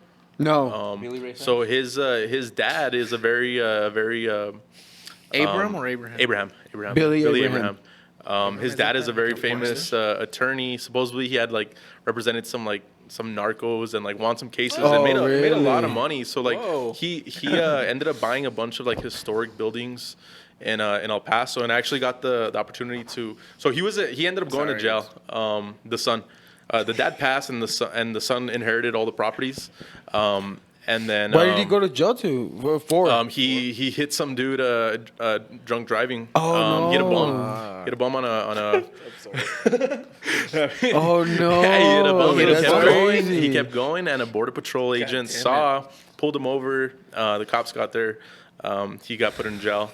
But the paralegal, there's this one paralegal we were me and a buddy were working with.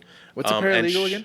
It's kind of like the right hand man for an attorney. For an Right. attorney. Oh, okay. So like, she was like in direct contact. Like she was pretty much Billy Abraham out of jail. So like he would call, like he had, I don't know how, but he had like unlimited calls, and like he would call her up, and like she would do whatever. Like one of the biggest things was that he was in up to code, and the city was trying to take away his buildings, and he had a lot of buildings. Like I think downtown probably 9 at least. Holy shit. So like she was in and out of like committee meetings, pretty much telling him what they need to do to come up to code. And we were gonna open up a coffee shop in one of his buildings. Yeah. I put the deposit down. We started doing everything. But anyways, long story short, that didn't go straight. Turns out, I think last year they ended up taking away all his properties, and they were Oh. downtown. And they auction them out, right? Yeah, Is and he I Jewish know- by perchance? I want to say yes. Yeah, wanna because say I yes. think one of his buildings is the one that we're focusing on. I forgot who I was talking to, but it sold for like $2 million, and it's a Yeah, fucking building. Jordan Foster. Yeah. He bought a lot of them. That guy does a lot He- of he owns- he- construction. He's that That's guy. the dude I holy want to shit. like. He owns I like want- an I look artist- up to that dude. There's Yeah. like a building that he owns that's like a bunch of artists, right? That are fuck. I gotta think of the name. The loft. I don't know. It's a bunch of like the building itself looks really cool. It's like what's that place over there in New Mexico that's like a kind of crazy trippy Never mind. wolf I know I know what you're something? talking about. Yeah, Meow Wolf. Meow Wolf. Yeah. So I've never been there, but yeah. This one building, yeah, I've never been there. But this one building is like like a baby meow wolf over there, Yeah. and I think that dude is. I was talking to someone that worked there, and they're telling me that he acquired a couple buildings for that price, and I was like, that's when I was like, El Paso, that's El the goal. Paso. All it needs is like some people to invest in it, like in the right Investment? things, not I don't know. And that's, I think and that's our why I was kind downtown- of glad that Jordan Foster picked it up because like he's heavily into investing into El Paso. Like he just gave UTEP, what was it, 5.1 million Wow. for the Sun Bowl like renovation project. Wow. So he's throwing his money back. Have He's you a been through billionaire. there? What's that? Have you been through there? He's a through, billionaire? through the Sun Bowl? You know, Yeah, does he in El live Paso. here? I don't know. I know. I had seen Yeah, look Melissa. I think Jamie? it's Melissa Foster. She was living. She was living here for sure because like Yeah. I'd seen one of her That's properties Jamie for right sale. there. That's what I was snapping at. But yeah, I'm pretty sure. I'm pretty sure he lives here. That's what's up, dude. Yeah. But it's good to have someone like that that has a lot of money and that's seeing the future of El Paso and throwing money back Believes into in it. it. Yeah. Have you been through there through the Sun Bowl? Not recently. No. Yeah, there's a last lot year. of renovations going down. Like, Really? yeah, big. So that's good, man, because that's a big boost, especially right now 100%. because there's not going to be a lot of Football revenue games coming or in from anything, like yeah. ticket sales and stuff like that. So it's good that he threw that in. No, that's cool, man. Yeah. And I'm like, particularly in my side of town, because of the military, it's growing a lot. You know, there's a lot of businesses coming in, and the Northeast. yeah, and like the place where we were doing the podcast at, like that's a place that I would like to. Mostly because, you know, my pops owns it, so a lot of the things, it gives me a lot of avenues to work with, like maybe 6 months rent-free for a business coming in or something Right, like right. that, if it's something that I see that maybe has flourish, potential, yeah. And it's like giving back right there will return. Right. And those are the kind of projects that I want to have enough capital to invest in. And that's kind of like the fucking goal here, you know, that Yeah. we all have. And I don't know. It's just cool that this guy's doing it on such a grand scale, and it's something you say you look up to the guy, and I don't even know who it is, but Jordan, I'm but you already, see his signs on a Everywhere, lot yeah. of renovations, new buildings, like everything, like Jordan Foster, like Yeah, and holy he shit. does. He doesn't just do work here. He does. I know because you see it on the trucks. El Paso, Dallas, and another. I think San Antonio. So That's- like he's everywhere. but That's he's- beautiful. He's here. I look up to the people at Tropicana or like the Winton. I had read his book back in the day when I was working at Pioneer Bank. Jack Winton from Flair Homes and Okay. Winton Associates Yeah, and them. Yeah, I admire all of them. Like super cool. I love it. I enjoy it. I enjoy the process of making a house, and then I started getting into the loans and all of that, and now later on that I'm starting to dabble into like, okay, like renting a place that's I'm not gonna live in. Like Right. I want to eventually make some money off of it Right. or whatever. Now that I'm dabbing into all of that, like a lot of things make sense, and I don't know, like the people or the pieces are falling into place. So I see. Yeah, I know what for you sure. mean. Like you feel the momentum in your life. You know, starting to pick in up. general, like yeah, in Yeah. general, yeah, for sure. I'm pretty tipsy. I'm not gonna lie. No, that's cool. I feel it. This I've it's because I've been enjoying the moments that we've created for each other. I couldn't find that we've all created for us. You know, like somehow, some way, the decisions that we made put us here in this spot right now. So I've just been trying to enjoy it, and I've been having a good time. And good, man. I used to be super strict about working out, like working out and diet, Same, man. meal Same. prep, and all that. And then I'm like, I'm gonna do it, but not to the extent where gonna kill if- you and- if that day I didn't work out, the next day I'm gonna be like depressed, like I didn't work out, like man, like I'm fuck make it. that, Yeah. fuck that. Like I I'm used to be like that, over man. it. Like if I lose weight, good. If I don't, pues ni pedo. Like what can I do about it? Like Still here. yeah, I'm My still going perception. at it and whatnot and enjoying it. More than anything, enjoying it. Like this whole COVID thing, what it did teach me is to enjoy the fucking moments. Like Because you might die from you might die from COVID-19. COVID. Fair warning. Like deep conspiracy. warning. This is my deep conspiracy. Don't worry, shit. we. I feel like if you're against COVID, somehow, some way, You're your involved. your family member down like a week later. Let's say that you say something against COVID, it gets and then you. a week later, somebody from your family gets COVID. It's like like Zootopia. oh, That sheep is Bro, like my eating sister people is with like, those- what is it? Berries called? for the Compromise? So I'm like, You see that oh. movie? I haven't seen it. You ever seen Zootopia? No. Yeah, I've seen That's Zootopia. a I love crazy it. movie, man. I love It's it. a I enjoy conspiracy in it. itself right there. Conspiracy theories is what fun, makes this right? world go around. Lizard 'Cause it's people fun make to this always world go believe- around. Isn't it fun to always believe in like a bigger thing? You know what? The Yeah. only You thing, just look do at you the have a facts of- platypus and a fucking what's it called? Look at The that. sea Manatee? cow, manatee. Yes, yes, sir. You know pirates used to fuck those. Anyway, why do you have those What? tattoos? I don't even know. Where Do you have any I'm just tattoos, kidding. Fernie? They're pretty. I don't. They're no. pretty Don't? good, You wanna just get any? random.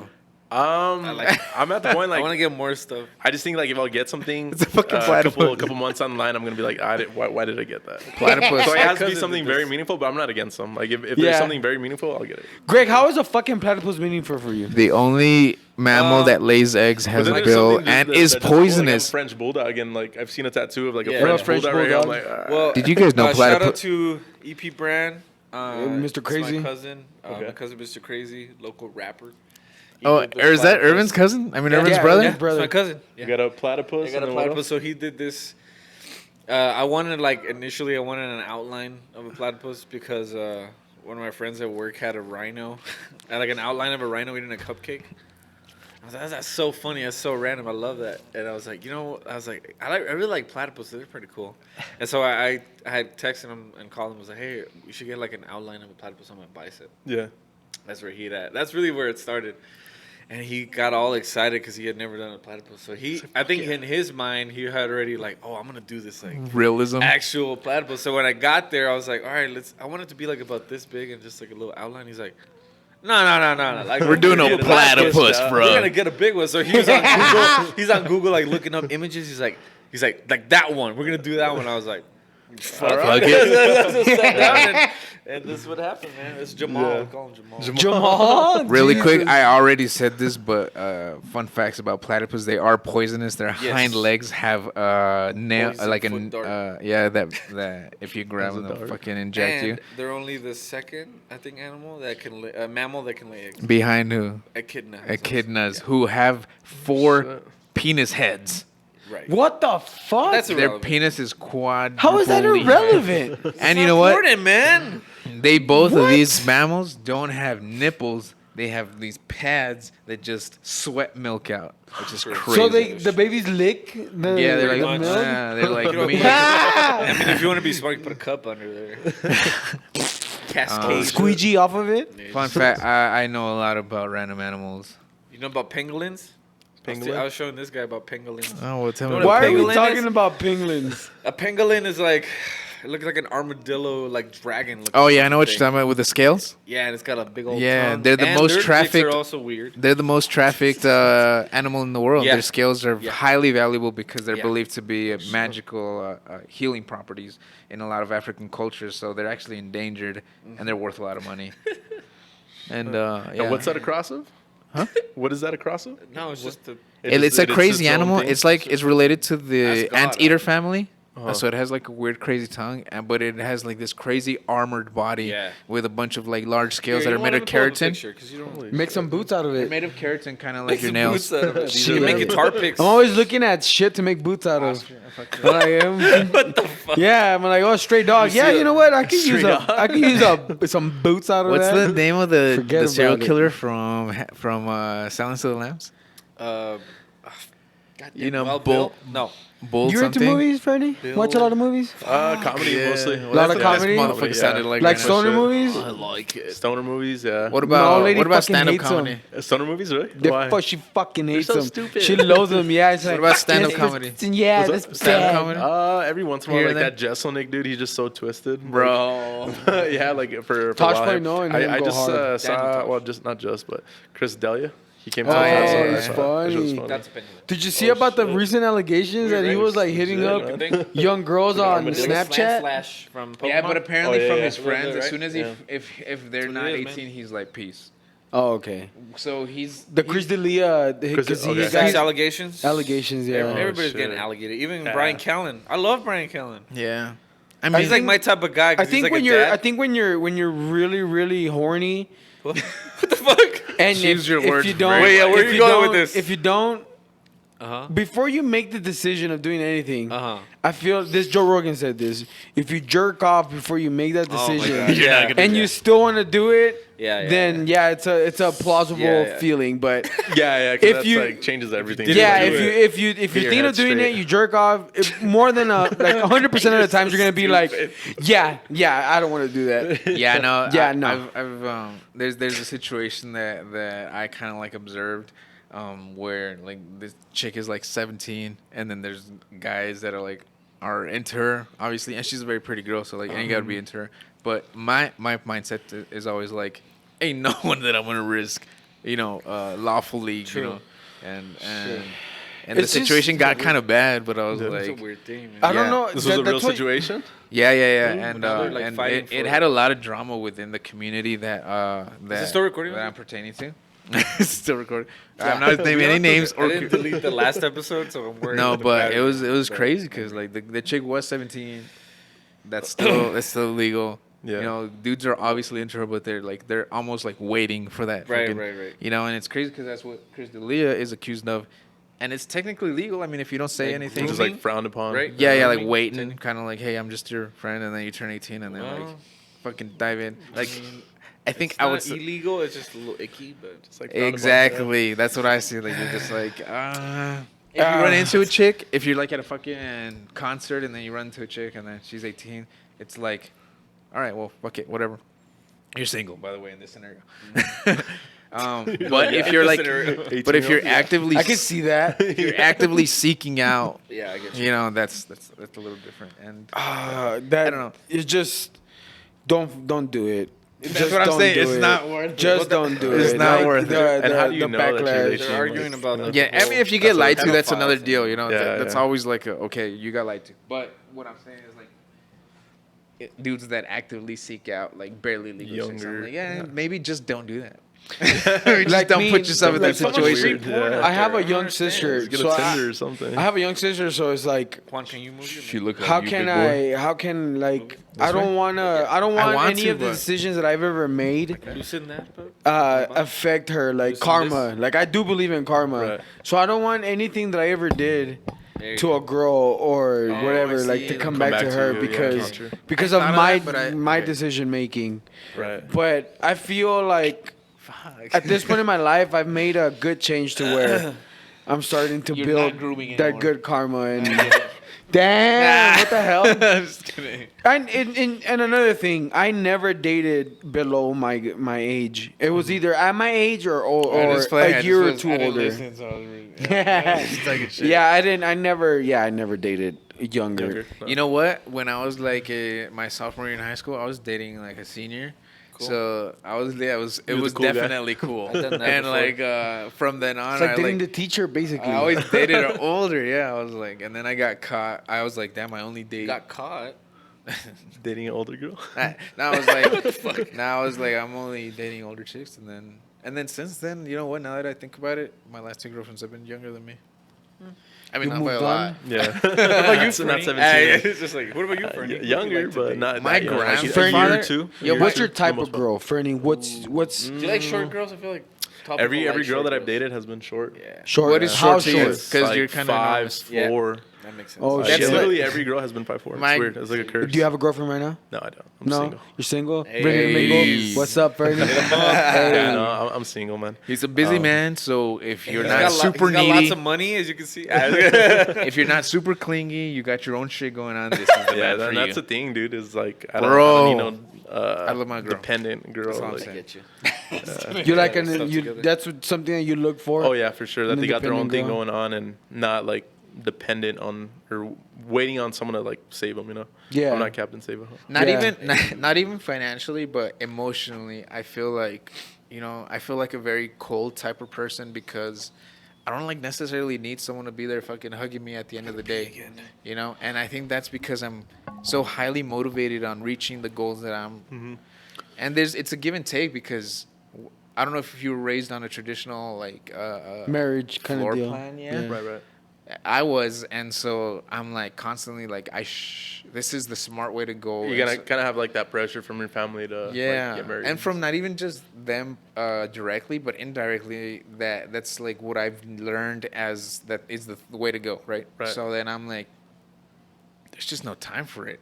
And a lot of the women, I don't want to say all in El Paso, but a lot of the women that I've come across, they have their plan, and their plan is a stable family with a man who supports them and has a good job, and they have kids and a family.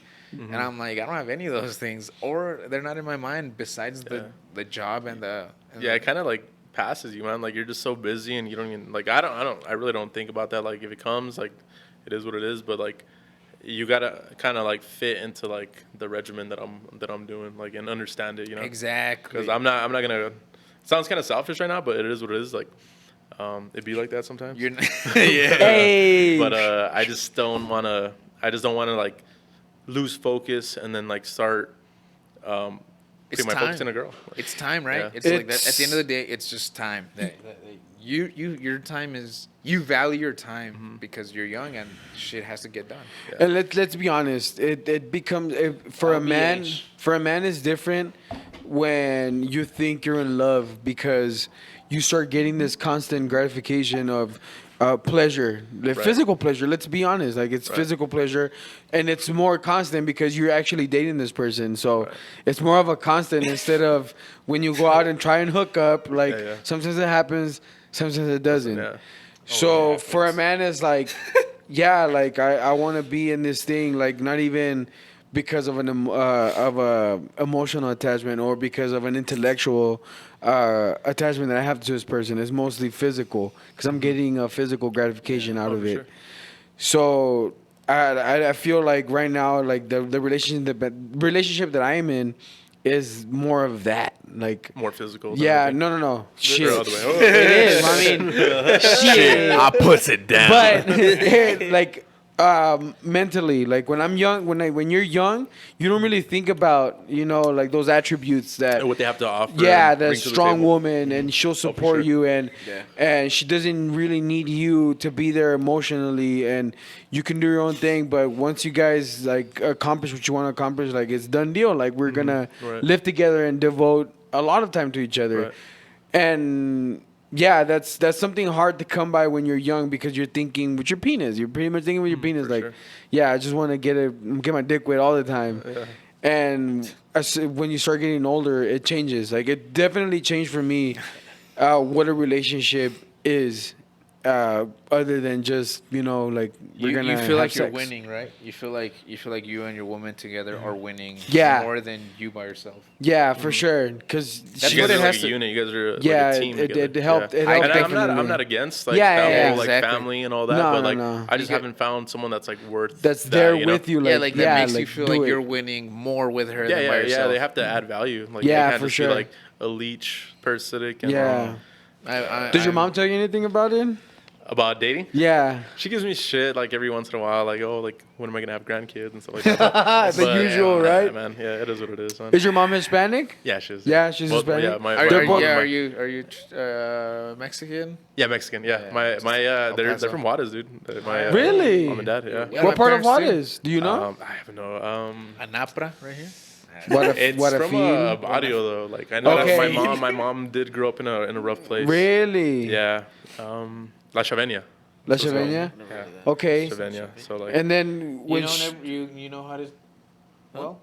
I know Juarez more or less, so I know the very low valley over by Fabian. So you cross, and that's like Caseta, and then and then you move forward, and then it's the port of entry is over here, Zaragoza, Guarafil. Across the mountain, I think it's called Anapra. I hope it is because I tagged it on Instagram. It's the houses you see by Monte, well not by Monte Cristo Rey, but it's close to it. That's Anapra right there. Yeah. Okay. Yeah, close to UTEP. And then my family came from La Ciudad del Niño, which is where the big cemetery is, right where El Puente Libre is at. Yeah. It's like I want to say like 4 miles from there, 5 miles from there. Man, that's crazy. Has your mom ever told you stories about living over there and Bro, whatnot? yeah.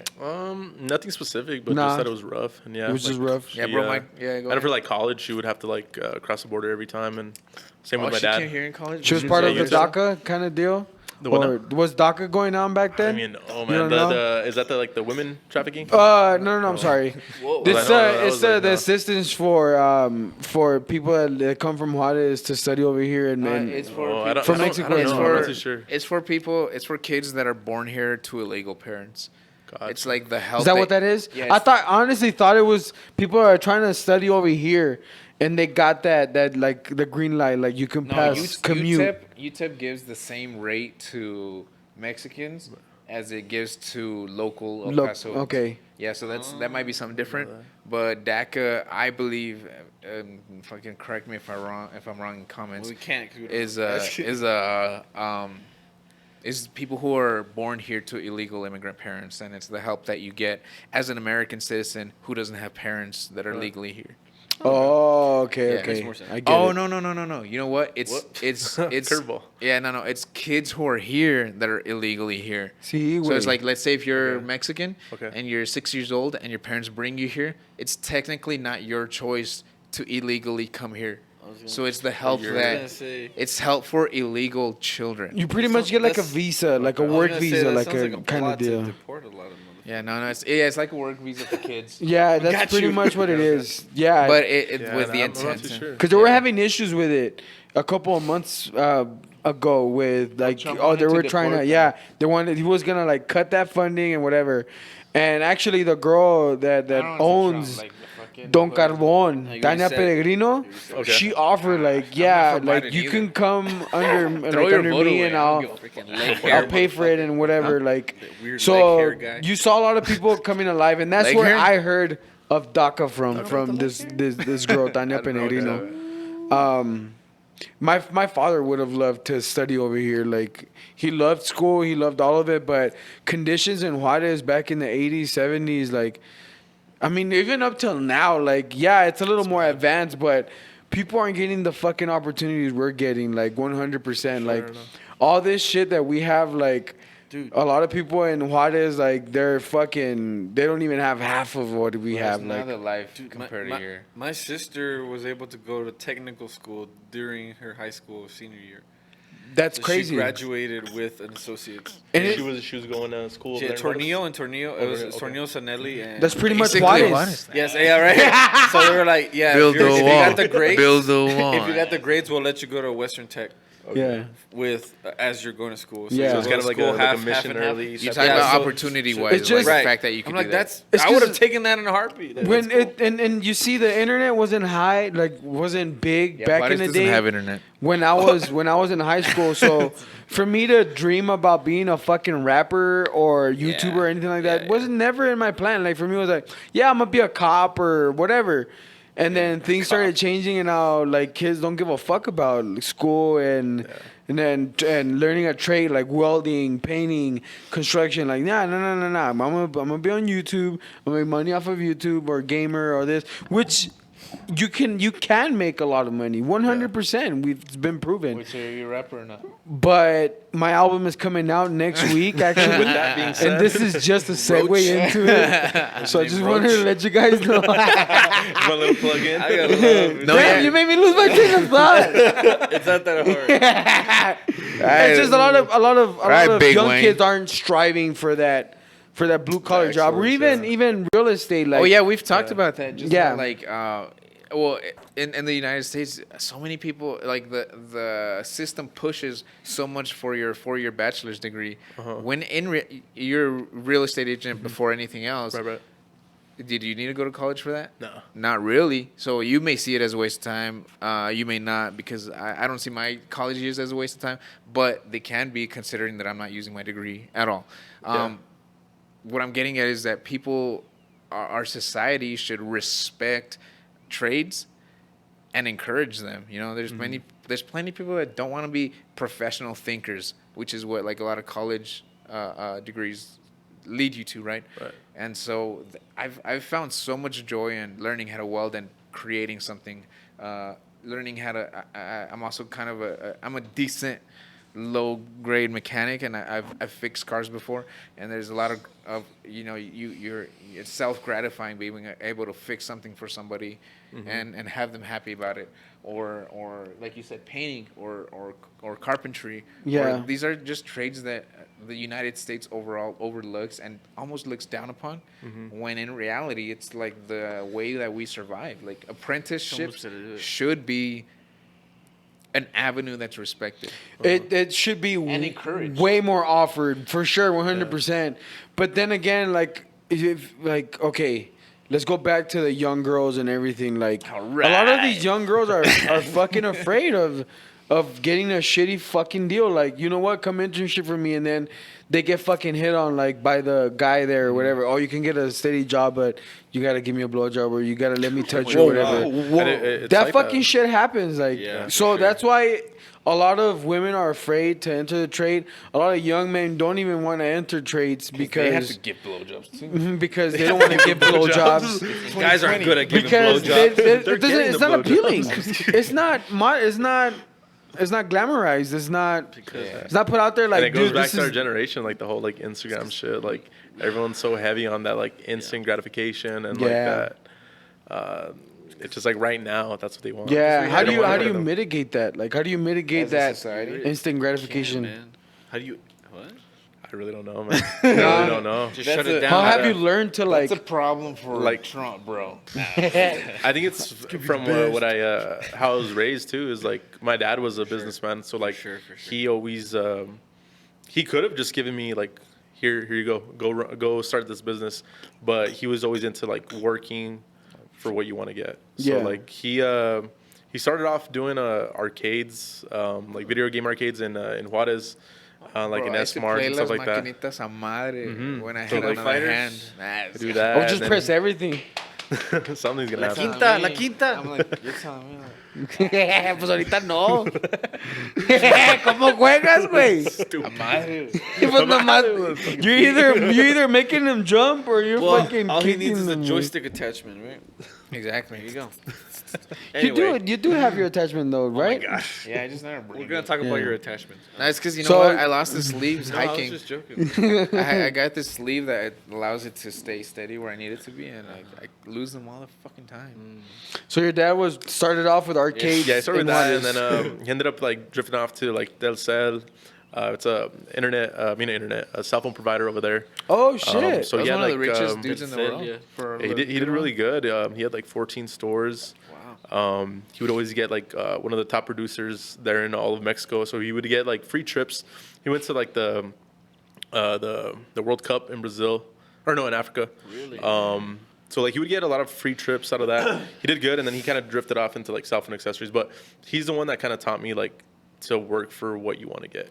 And he never gave me a new car, or never like No shit. gave me like some money to start a business. Like he was always about like doing it on your own. You got to figure it out. That's great. Yeah. What is one rule or one thing that you think he told you that he stuck by to be able to make it happen for himself? From wise knowledge. Yeah, that he dropped. what knowledge did he give you from his experience of making it, or making several businesses? I think something that I picked up from him is just adapting to different businesses, and I think that's why I'm not scared to like go into the shared workspace and like go into real estate, go into Airbnb, because I've seen him jump from the video arcade business to cell phone accessories. He even had like I know you were saying there's no internet in Juarez, but like he had like a cyber cafe where like Yeah.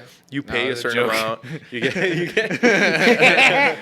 get internet and like you get to use Archaic it. place over So there in like Juarez. he's so like dynamic in that aspect, but at the end of the day he's still a businessman. So like I picked that up from him. So That's what's up. he can mold, he can There's a change. hustle you everywhere. have Yeah. to adapt because So- the Xbox came out, the PlayStation came out, so like he was wiped out of business from the video arcades, and he had Okay. a warehouse filled with those things.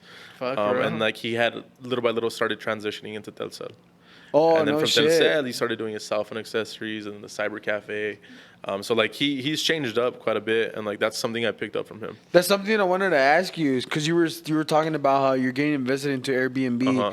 but it's in the back of your mind that COVID-19 might get worse. Oh, yeah.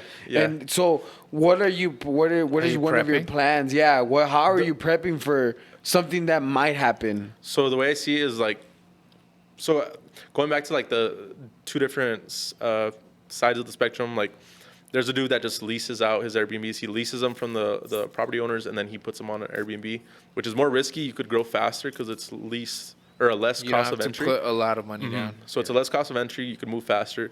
And then there's another dude that purchases all his properties. So that's more of a safe route, but you don't move as fast.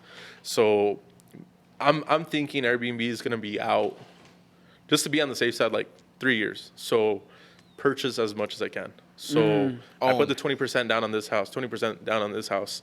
So if shit hits the fan with Airbnb, it gets banned in our city, whatever it is. You have the equity. I have the equity, and then I could switch it back to a long-term rental. Traditional lease. Oh, that's Yeah. dope. And that's the traditional way of thinking. Like my mom, like that was her thing. She's like, just pick up properties, rent them out long term, and then when you're getting old, they're already paid off. You could cash out and get that lump sum. I've seen But I'm that not. Why not do it like the both? Like sooner. Get the Yeah, properties yeah. and then get the There cash you flow as go. well. it's So best of both the worlds. Airbnb is paying for it. The Airbnb is paying for it for the lease, and then once it's paid off for, and you don't want to do the Airbnb anymore, just sell it off. Okay. Right. Perfect. But in the lease aspect, it's a little more risky Holy because you don't have anything to show for it afterwards. Yeah. Hey, What's the- we're coming on 3 hours. 3 hours. I don't know. If What's you guys, what's the Is it difference still between a recording, rent or Edward? Is it lease? still Yeah, it's still recording? recording. My What's the shit's- difference between a rent and a lease? You can Right, Google it's the same that, thing. Oscar. Same thing? Yeah. Yeah. Yeah, rent or Just lease, yeah. joking, just Same thing, man. What? I'm just joking. Es que no quiere ir a la casa. I know, no he quiere ir con goes- mi señora. he starts asking, I don't like, wanna questions. go. Pinche vieja. Fernie, keep it going. He starts Keep it asking going. questions that are like googly, like, so what does a real estate agent do? Jesus Christ.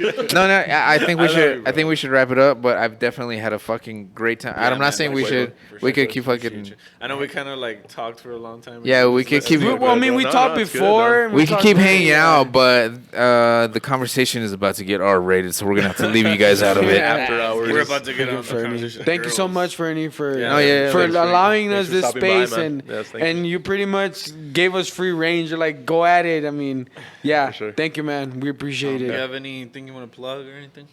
No, I mean, thanks to the people that have been helping me out for this whole Airbnb.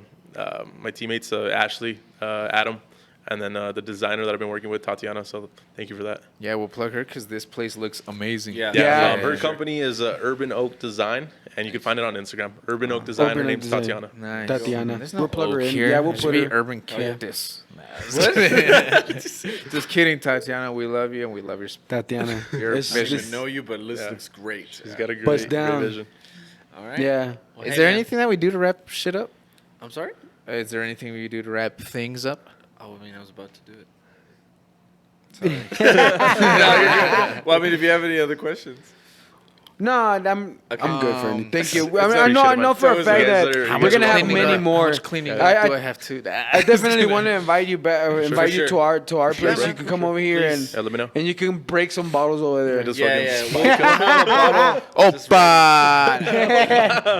Thank you, Yeah, Fernie. man. Hey, thanks for Appreciate being your here, time, man. And brother. of course, you guys make sure you guys follow us on all social medias. Everything will be in the description below.